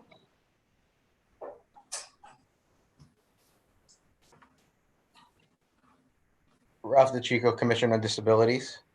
I just wanted to reiterate also that I have been getting some calls from parents of kids that are on the autism spectrum. Like I said, it is causing a big problem. But another point too, Councilor Rotundo, it's not just kids that are doing it, it's adults that are setting them off too. So, you know, I see the kids doing a lot. There's a lot of adults that act like children that are setting them off, and they're being poor examples. So, you know, kids lead by the example of older adults, and they see them lighting them off, and that's where they're getting it from. So we have to pin it on the young adults and the adults doing it too. But there's a lot of kids on the autism spectrum, parents are calling me, asking me, but I said there was something coming up on the council about it, so that's a big problem too. Thank you. Thank you, Mr. DeChico. And to the viewing audience out there, I just want to remind you all that, you know, we can't wave a magic wand and stop people from being, and I say this with all due respect, we can't stop people from being ignorant. We just can't. Someone playing music until 12 at night, we call the police just like you call the police. The days of me going busting doors down are long over with. And not an RA anymore at the local dorm. So we can't wave a magic wand and stop people from being disrespectful of the neighborhood. We can only just discourage that type of behavior. And hopefully the law enforcement and or some sort of enforcement authority can assist us, but even them, they can't be everywhere. If there's 12 or 14 cops on a night from a shift, or 16 or 18, they're not going to be able to respond to every request, although, you know, they get there in the time that they can. So I hope everyone understands, and we're with you on this. Thank you. All in favor? So ordered. Calendar item number 17, it should be noted that Councilor Zambuto is recused from this motion. He also informed me that he had to leave the meeting due to internet issues. He will not be returning.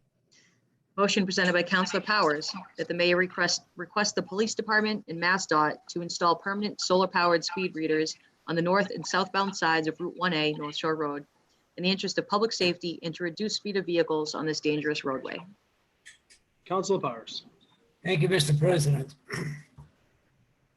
During the past dozen or so years, we've had, I believe, 3 fatalities on North Shore Road. We had one down at John Avenue a few years back. We had one at the intersection of Oak Island Street and North Shore Road. And there was another one, which I can't recall exactly where, but it was on that roadway. Excuse me. You know, we can't have police down there at 724 stopping cars. And I think most of the cars that come up that road, they're well-intentioned people. They're just traveling from one point to another. But I think sometimes, or many times, they have a heavy foot. And they don't realize instead of going 55 miles an hour, they're going 75 miles an hour, 80 miles an hour. Try to pull out of the Dunkin' Donuts some afternoon when the cars are flying up from coming over from Lynn down the by John Avenue, by Mills Avenue, and onto that highway up to Revere Street.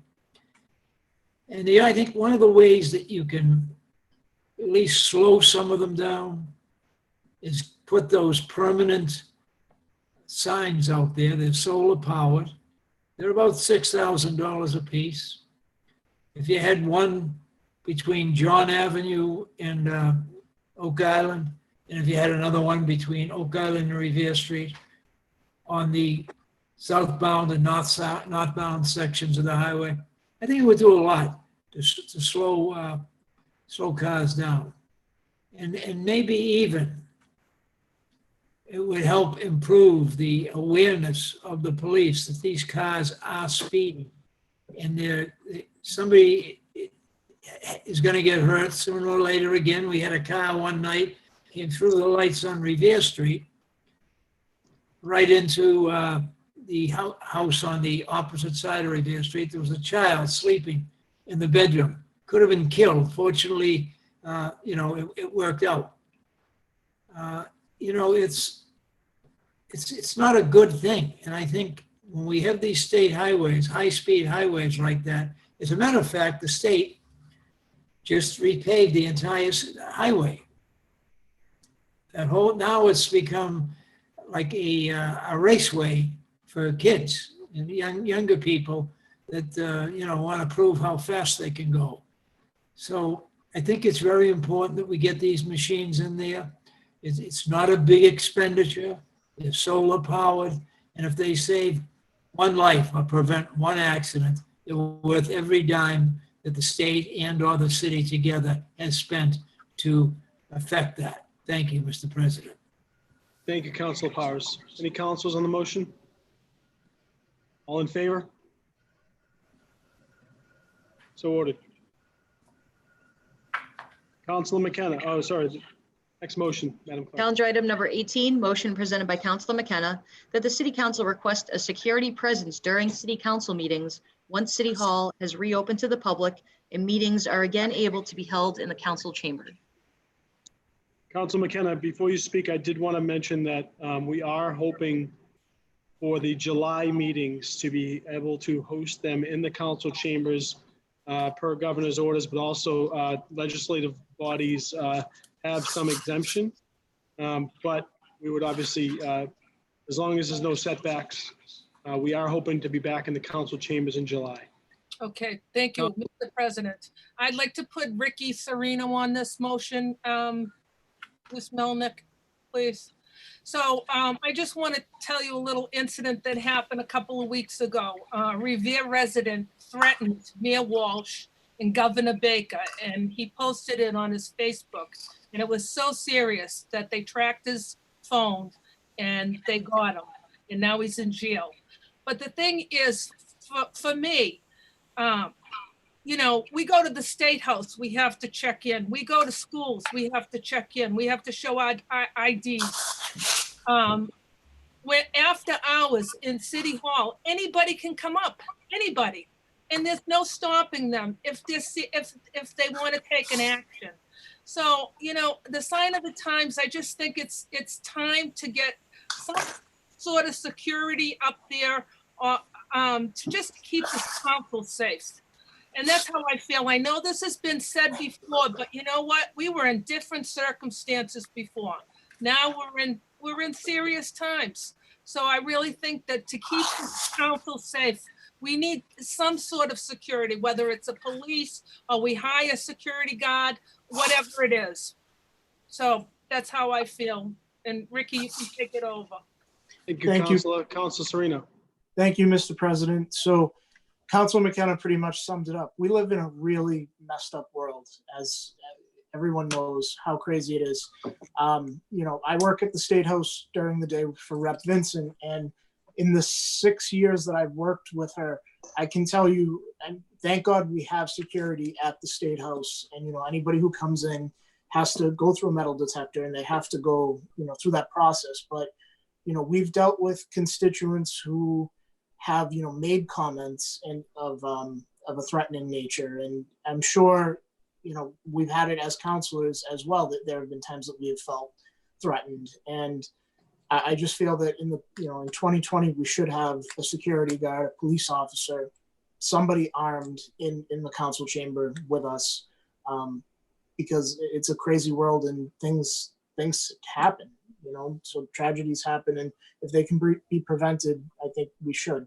Thank you. Thank you, Councilor. Councilor Morbido. Thank you, Mr. President. As Councilor McKenna knows, I put this in about a year and a half ago, 2 years ago, and we discussed this. I believe 6 out of the 11 counselors that are here on this Zoom call voted no and did not want police detail. They said it was a waste of funds, taxpayer funds, to have any detail there when they could be on the street. So I am for this motion. I've always been for this motion. So whether they change their vote tonight, the 6 that voted no before, we'll see tonight. Thank you, Councilor. Any other councilors wish to speak? If I could speak, and I'm Councilor Visconti, go ahead. Do you want? Thank you, Mr. President. I'm not against this motion at all. I think it's a big motion. Times are changing, and we need to change with it. And like you said, there are when you walk into City Hall, okay, in Boston, I believe you're going through metal detectors, and I think it's good for us to at least have somebody there that if an incident happens, at least we have somebody there that can take control of the incident. That's my point. Thank you, Mr. Thank you, Councilor. I respect everyone's opinion, and And I wouldn't, I'm not an adamant no. I think if you go back, I may have been unfortunately one of them that voted against it. And again, I can't say that you don't feel unsafe. I always feel safe when I walk in that building. I feel safe when I walk into most buildings. And I guess I live by the motto, if someone wanted to do harm to me, they'll find me. Whether I'm walking down the street or driving to work or whatever it may They're be. looking for you. So they'll find me. But again, I know that this, again, there's always the what ifs, and again, it's the will of the council, it's the will of council. I would always weigh the cost versus, how much is it going to cost to pay a police detail, or again, like we probably mentioned before, taking a police officer off the street. I'm not saying I'll take my chances because God forbid something happened and I'll be that ignorant one that said that. The will of the council is that, and so be it. But I feel safe in that building. That's my feelings. Thank you, Councilor Guanasso. Thank you, Mr. President. I'm certainly concerned about today's temperament. If people become a little bit outrageous in their reactions, and I think this is something not that we vote on tonight, yes or no, but I think we should talk about this in public safety. How much money is this going to cost? Have the neighborhood and citizens input as to whether they think it's even reasonable that we should be protected and they're not. There's a lot of things to be said about this being in place. The Zoning Board of Appeals is a controversial board. Do they have police? Site plan review might get out of hand. You never know what's going to take place in a public hearing. So thankfully, so far, we've been lucky to have not had this issue come before us. We don't want to present it out there as a thought, because obviously people's mindset is really uneasy because everybody's walking right now in quicksand. Some people are unemployed. Some people are losing their jobs. They're losing their properties. They can't pay their bills. There's a lot of concern out there. So rather than rush to judgment and say the 11 sacred ones are going to get protected and we're not, let's put, my motion would be, this is valid points that we should talk about, but it should go on public safety for further review. Thank you, Mr. President. Good point, Councilor. And any other councils? We have Councilor Janino. How you doing? Hi, the Chairman of Public Safety. I recommend we put this in my committee. Thank you. Good recommendation. And Councilor Novoselsky, did you wish to speak, or were you just scratching your head? Okay, we have an attendee. Looks like Ralph DeChico wishes to speak. Mr. DeChico? I'm taking the place of another constituent talking tonight. I just wanted to elaborate that I don't only think it's for the safety of you councils, but I think it's for the safety of the residents that are coming in the building. And I don't think it would be taking a police officer off the street because it would be a paid detail. And I would elaborate that it should be for the whole city hall, not just the council chambers, because we have SRO officers in the schools. And I think it's common practice that all municipal buildings, not only in Revere, should start possibly having some type of security in the buildings. It's not a Revere thing. It's not a Massachusetts thing. It's a countrywide and a nationwide. I think you should be proactive instead of reactive. And now's the time to do it before something comes up and happens. And then we say, oh, what if? We should have, or why didn't we? I don't think it's something that, it's a debate, but it's not only, people won't say it's just for the protection of the counselors. I think it's for the protection of the people that are coming into the building morning, noon, or night. And it's something that should be going to the administration and bringing for the whole building itself. Thank you. Appreciate that. Councilor Rotundo. Thank you. I guess the first question I ask is, what is the threat that we are thinking that is currently before us? Do we have a current threat that we know about? Or is this just total proactive behavior, number one? Number two, I guess the next question is, armed or unarmed, in the event that we cannot have a police detail, who will fill that space in the event that does happen? Okay, great questions. So, and again, we're going to probably have, I would suggest we talk more about this. Councilor Janino, It's going to go to your committee, correct? Sorry, we can talk about this in committee, and I think we can discuss not only what the best option is, maybe some protocols, come up with some proactive things. If you're in school, there are fire drills, there are, ways you can be proactive. So I think it would be a good idea the council come up with some procedures. Right, and so we'll refer that to the Public Safety Committee, and Councilor Janino will announce when that meeting is going to be at some point in time. All in favor? So ordered. Calendar item number 19, motion presented by Councilor Rotundo that the mayor requests the city auditor to establish a recreational stabilization fund and a senior center stabilization fund. Councilor Rotundo. Thank you. One of the things that I look at is that as we have more housing on the beach, and having spoken to some of the residents down in the various apartments, very young crowd, the thing that they complain about the most, nothing to do whatsoever. And, when I take a look at Simpson's Pier, which is down by Pier Avenue, and I see it jut out and go to the left just about 1,000 feet from the shoreline, and I note that there's an area of about 20 feet that is completely non-residential, and then it juts out.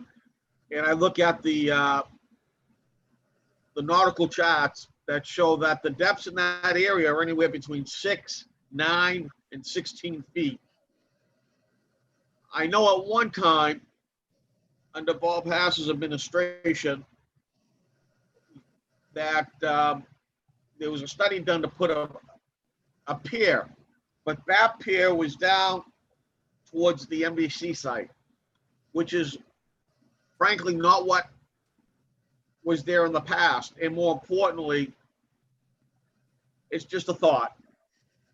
And I can imagine one day where we actually have a pier in Revere where people can go on, where people can get a skidoo and so forth.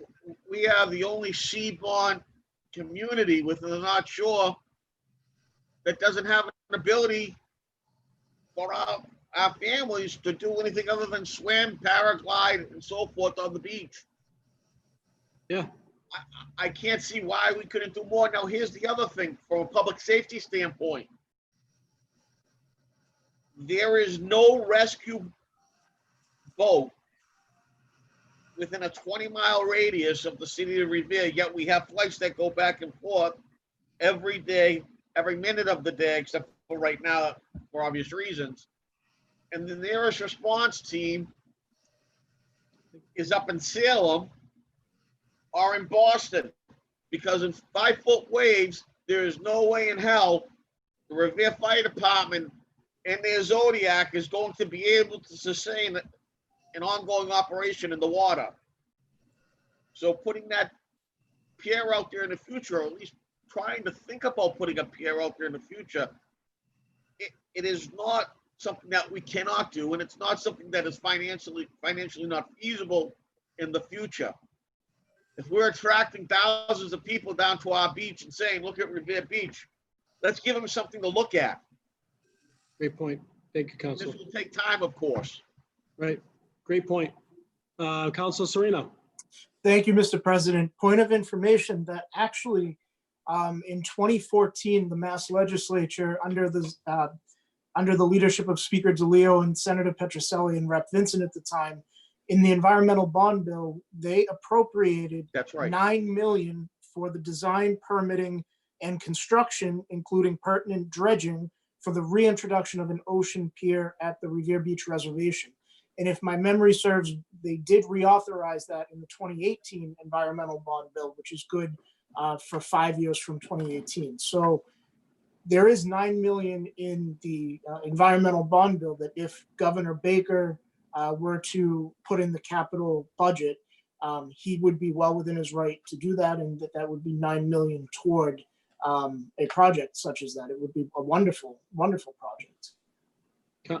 With that, may I just add, with that said, I mean, the whole issue of turning this into not just singly a recreational facility, but also the state advantage of adding a state police water bond system there to utilize state funding, which Rick had just brought up as far as design planning, the water in that area is deep enough for that capacity. More importantly, you have enough area, land area in that circle to basically reconfigure and put something there. It just doesn't make sense not to. I mean, you put both a physical facility to run rescue. No, there's not even a dive team in the area. I mean, if something like that happens, you're waiting for the Coast Guard to come in and then do something. And even then, you don't have a surface capacity, meaning on the water, to maintain them. So at the very least, to look into it is simple, and having the state money to execute the feasibility of it, that how much it would cost to dredge it, how much it would cost to put in pile rocks, how much it would cost in order to put a pier there. And then think about the vending part of it, putting people up there selling things like they do down in Fort Lauderdale, or for that matter, down in Clearwater Beach and Route 60. I mean, they've got a pier that goes out literally a half a mile, same thing in Malibu, and it's used for that purpose. But that said, again, it's just a thought, and there we go. Great point. And I think Council Morbido, did you wish to speak? Or?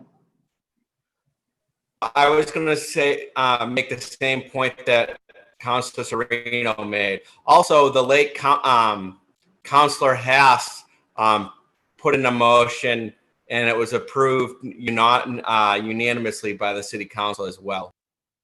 So it did have the full support when he introduced it to the council. Yeah. So we do have an attendee wishing to speak, and I'll reserve my comments for after that person. Mr. Lampadecchio. Eric Lampadecchio, 43 Tapley Avenue. Just another world famous pier to consider is Navy Pier in Chicago. I think is a great example for something like this, where it's a multi-use facility.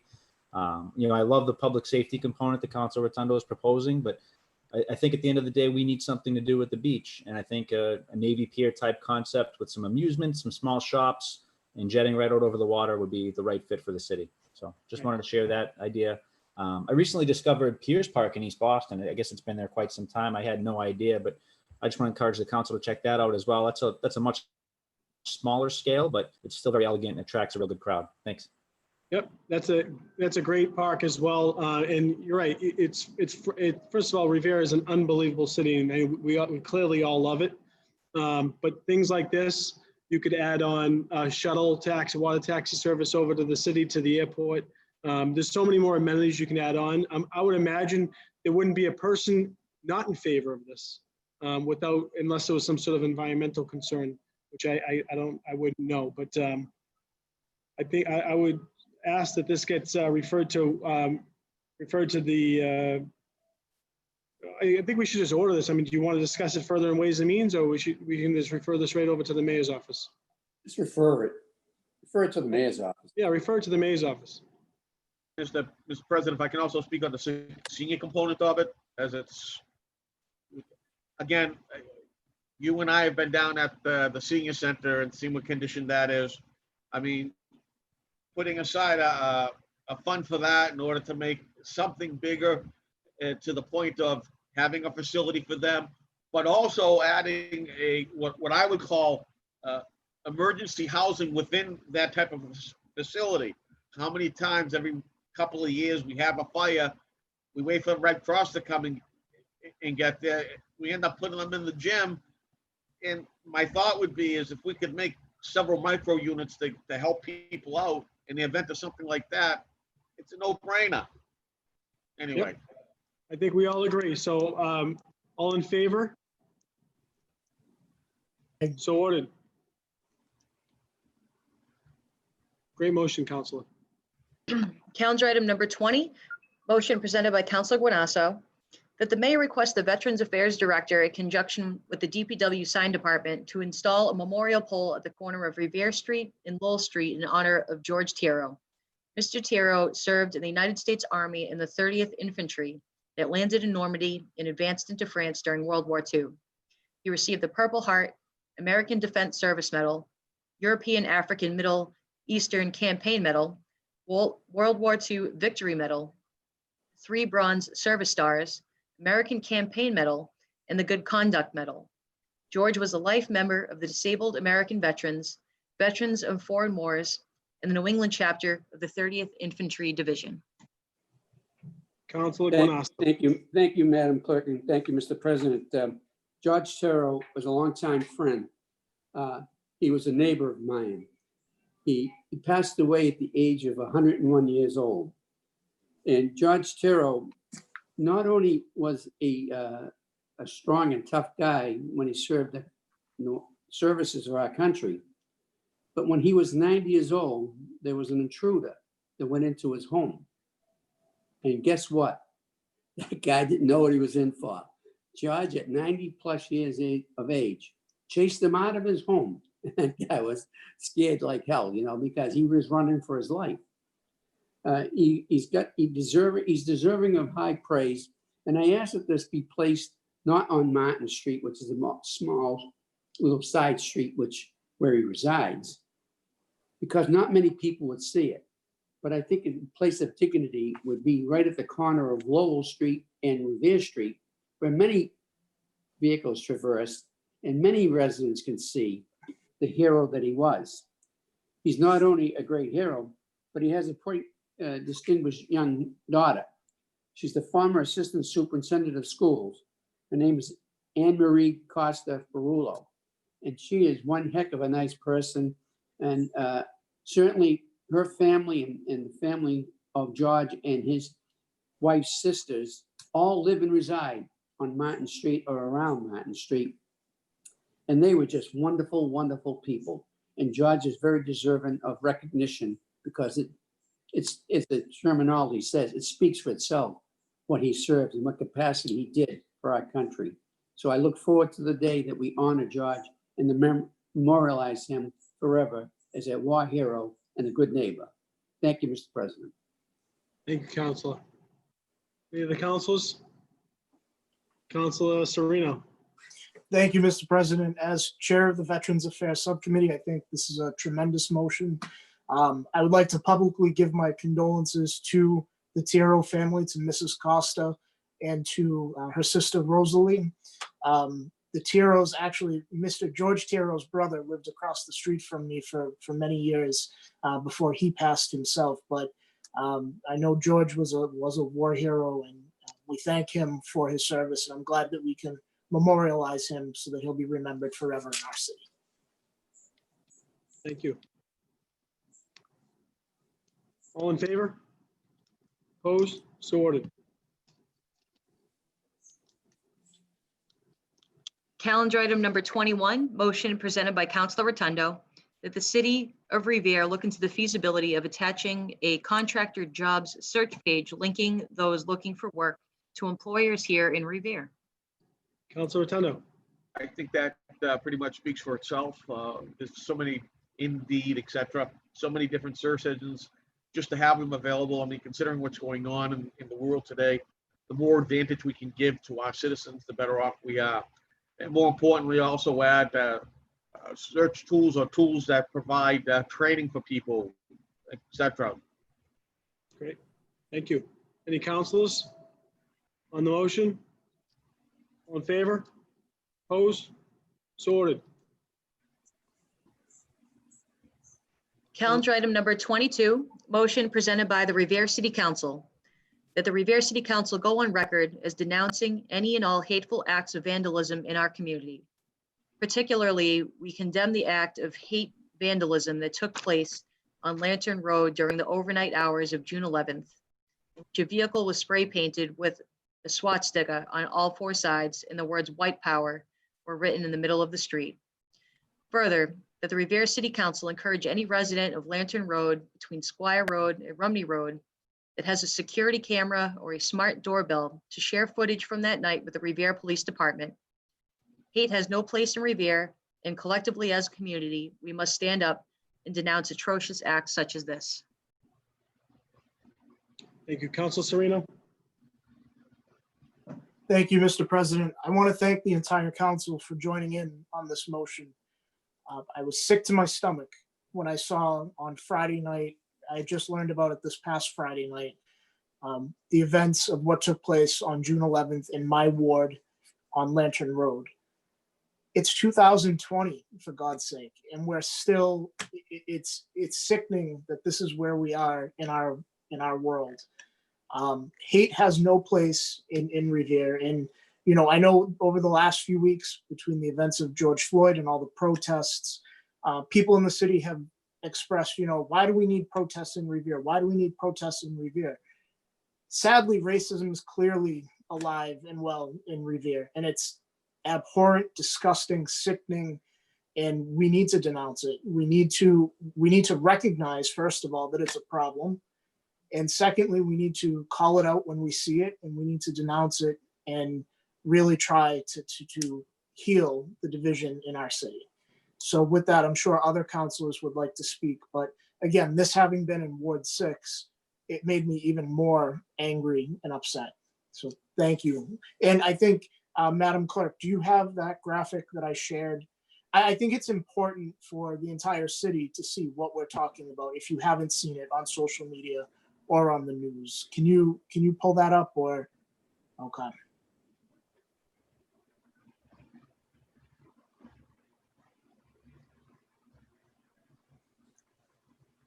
That's what was in our city last week. Despicable. Right. Thank you, Mr. President. Thank you. So I know that there's some councilors who are going to speak, but I just wanted to remind people in the audience, if you have video footage of on that area, it would be helpful to the police. It would be helpful to us because this gives us all a bad. This shames us all, and it's not something that we want to be associated with. So I certainly don't want to be associated with it. Councilor Janino. Thank you, Mr. President. I wasn't expecting to go up first. Oh, yeah. Sorry, your hand was up. Good. No, when I saw this, I was appalled. And I totally agree with my colleague, Councilor Serino. The first thing we need to do is acknowledge that it is a problem in our city. And I think that the youth of our community began to acknowledge that over the past week. And I think that, the city, I'm still in shock. It's a shame that we're in a position to see that our community would be vandalized like that and be treated in such a way. And I really am speechless. There really is nothing you can say for such an act of hatred and something so awful. But I'll leave you with one of my favorite quotes, and it was from Dr. Martin Luther King. And it was, "Darkness can't drive out darkness, only light can do that. And hate can't drive out hate, only love can do that." And I think we have a lot of love in the city, and I think that that's going to overcome what else we have to fight here. Thank you. Councilor Morabito. Thank you, Mr. President. Thank you, Councilor Serino, for putting in this resolution. I think it's very important, as I mentioned before to you, that as a city council, we take a stance on rather than having an action. It's very, very important because what's going on this day and age, I feel like we're going back in time rather than progressing and accepting. So it's just very, very sickening. So thank you. I mean that from the bottom of my heart. I've had in the past, I've never shared this, but I've had notes left on my car that was unsettling and left in my mailbox. And I should have reported it to the police at the time, but I just didn't. So it's very important that we say, if you see something, you say something, because no one should be a target of a hate crime. No one, not this day and age. And it's very important that we step forward together and squash it. Thank you, Councilor. Councilor Visconti. I just want to echo the same sentiments as the previous councilors. Councilor Serino, this is a great motion, and I'm honored to be part of it.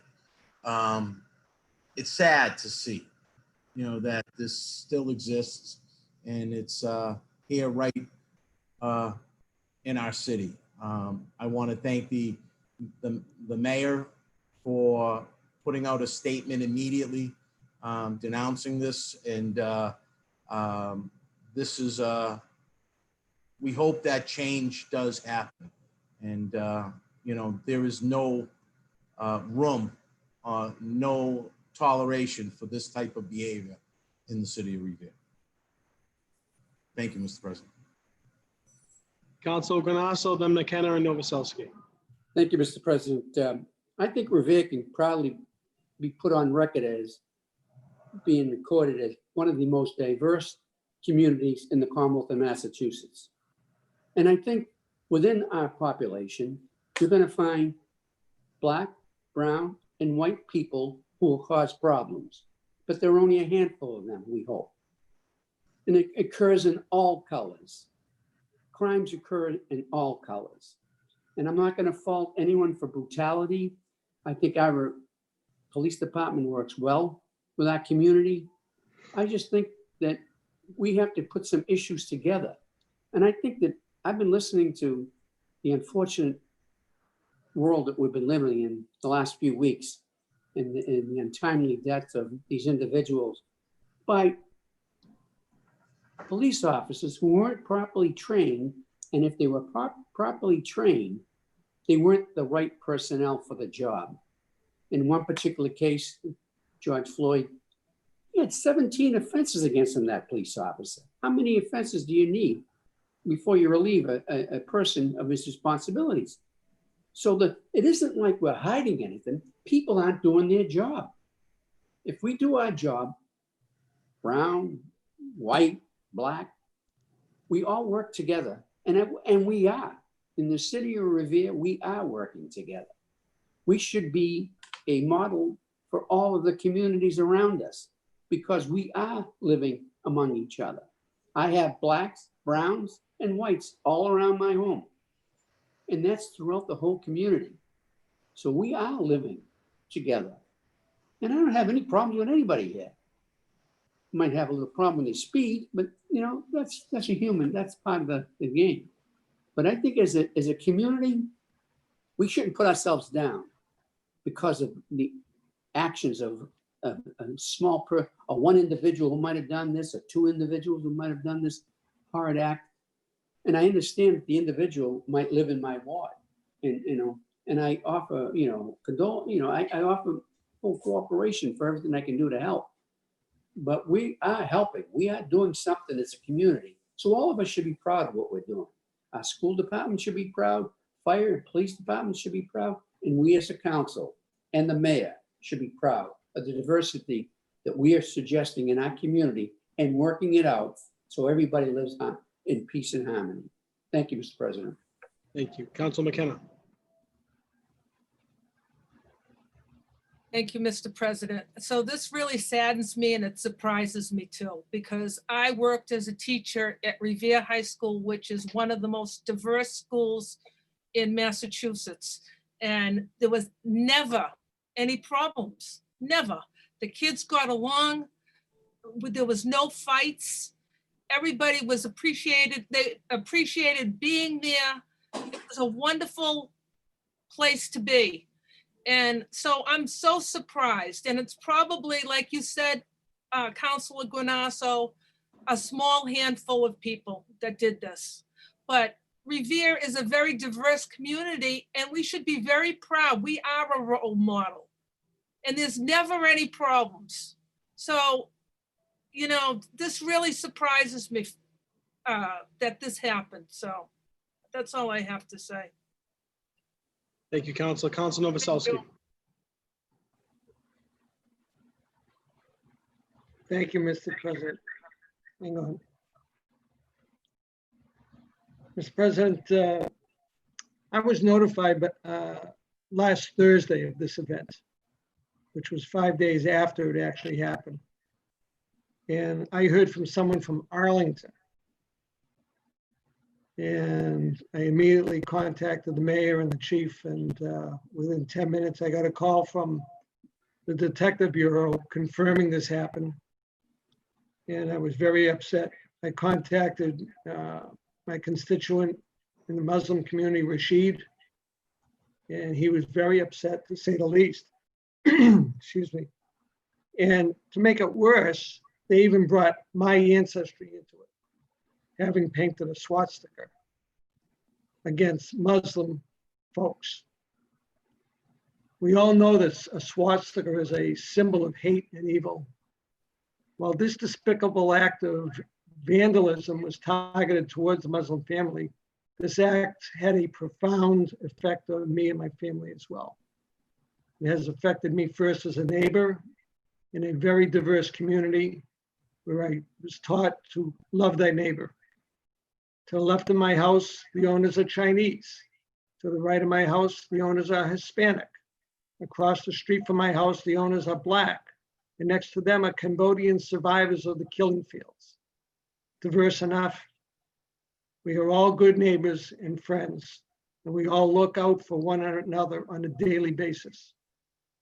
My family is also affected as Americans whose ancestors immigrated to this country to escape the Nazi regime in Poland, to live in the land of the opportunity and freedom. My family is also affected as members of the Jewish faith who were targeted by the Nazis who glorified the symbol of the swastika. My wife and I are descendants of family members who were murdered in gas chambers by the Nazis simply because they were Jewish. I know what hatred and evil is. I know what prejudice is. I have chosen to live my entire life fighting against hatred, evil, and prejudice. I've chosen to love thy neighbor. When will this hate and evil stop? When will people learn to live together in peace and harmony? When will human beings learn to respect each other? As far as I'm concerned, the time is right now. Let's begin acting like decent human beings right now. Let's watch out for our neighbors and not be afraid. Now, the Revere Police have started an investigation into this event.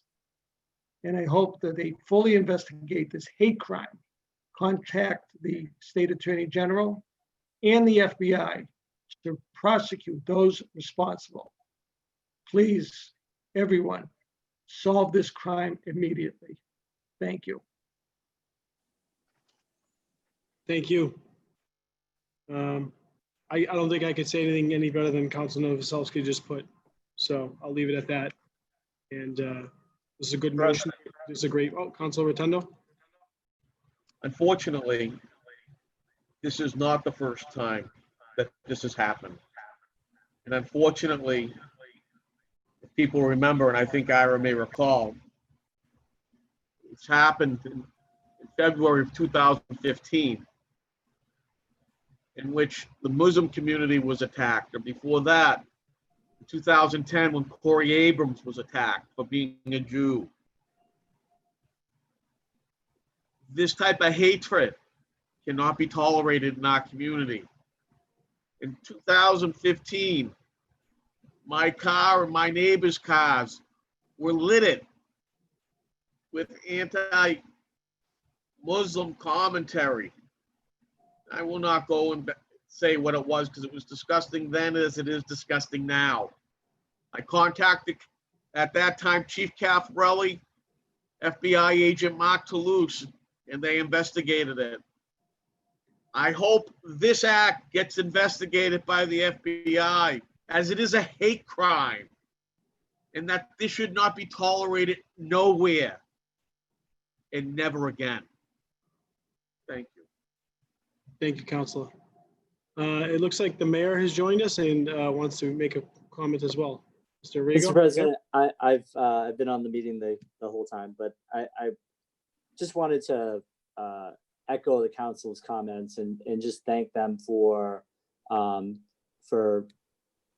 making it clear that that we are not going to allow this kind of hatred in our community, and that the people who are responsible for these acts do not have any place here in our city, and they do not represent the values of our community and the values that we share. And for us, I think the important thing, aside from the comments that we make and the public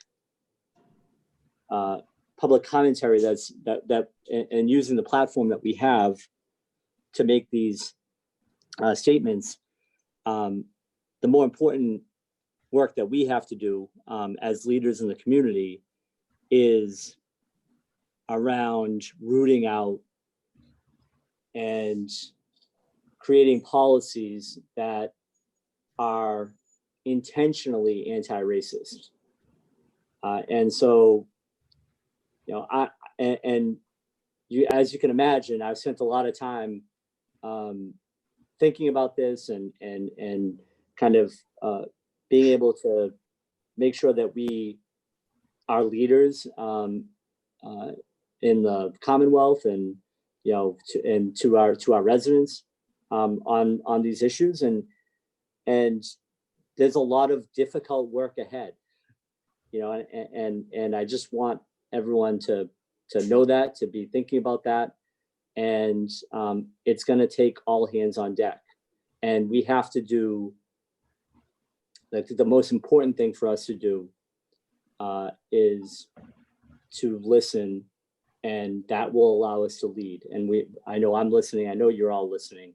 And as we act, we have to do more than collaborate with the people in our community. We have to bring them into the process of implementing these policies and making sure that that everyone understands that we are all in this together, and that we are going to continue to make progress on these fronts. And the changes that need to happen will not happen overnight, but we need to make progress. And I look forward to all of you, and I think anyone listening to join us in our work, in the difficult work that lies ahead. Thank you, Mr. Mayor. Councilor Novoselsky, another comment? Thank you, Mr. President. Just a quick thing, just to let everybody know that I have been in touch with the FBI.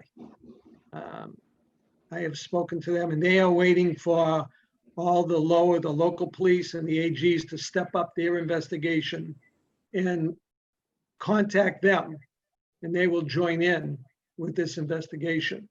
But it's up to our locals to make the move. They can't just jump in. So this is what I got directly from them, and hopefully that our police department will make that move to the AG, and the Attorney General will make the move up to that FBI level. So thank you very much for your time. Thank you, Councilor. So we will order this all in favor. So ordered.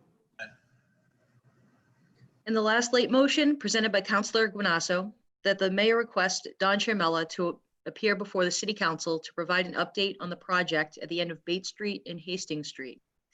Area residents are inquiring, as it has been over 3 years since the city has addressed the issue and are still waiting for a resolution. Yeah, I can't talk. Councilor Guanasso. Thank you, Mr. President. This past week or so, I noticed on Facebook that someone was denouncing me in the city for the inaction of myself in the city. I've been in constant communication with Don Chermella to get resolution to the problem that we have there. And I keep getting the same response. You know, we're getting it, we're going to do that. We're dealing with the wetlands, we're doing with DEC and all that. But, you know, that can only go so far. Then now I need actions, because I see Don is doing a lot of work around the whole city. I'm not asking too much. I know I don't push that hard, but gee, I'm asking for a little relief here, and it's been over 3 years with no results. I think it's deserving of the people who live there. And by the way, our new residents, that's a major street now. It's not a little side street. And I have to give credit where credit is due. The DPW is keeping the adjacent land to it, the park itself, in beautiful condition. I mean, I go down there and I say, that looks beautiful. And I applaud them for the work they're doing. But then when this individual went further into the marsh where I'm talking about at the end of 8th Street, there were tires and all other kind of stuff. And again, deplorable condition, and it wasn't corrected. Every time, we're thankful that we haven't had any rain, because every time there's rain, we have major flooding there. And it goes all over everybody's property. So we need a little bit of help. I need Dawn's help. And I hate to do it this way, but I've waited 3 years, you know? I mean, 3 years is a long time. Now I'm looking for results, and I want the mayor to inform him that I'm upset. I want some help for the area people. I don't ask too much from Ward 3. I'm not aggressive. I don't go over, step over on anyone's shoulders or when they're trying to do and perform a job. We get our share of work done, and I thank the mayor and his administration for doing that. But in this particular thing, Donnie's let me down, and I want publicly to let him know that. And so I'll get a response. And if I don't get a response, I'll say it again on the 29th, and I'll say it again on the 27th of July. I want results at that location. Thank you, Mr. President. Thank you, Councilor. We hear your frustration. Any councilors? All in favor? Aye. Opposed? So ordered. And before we close, we have Councilor Sereno to take a point of personal privilege. Thank you, Mr. President. I know the hour's late, so I'll be quick, but you know, we've had a lot of difficult discussions tonight. I wanted to end on a positive note and a positive story.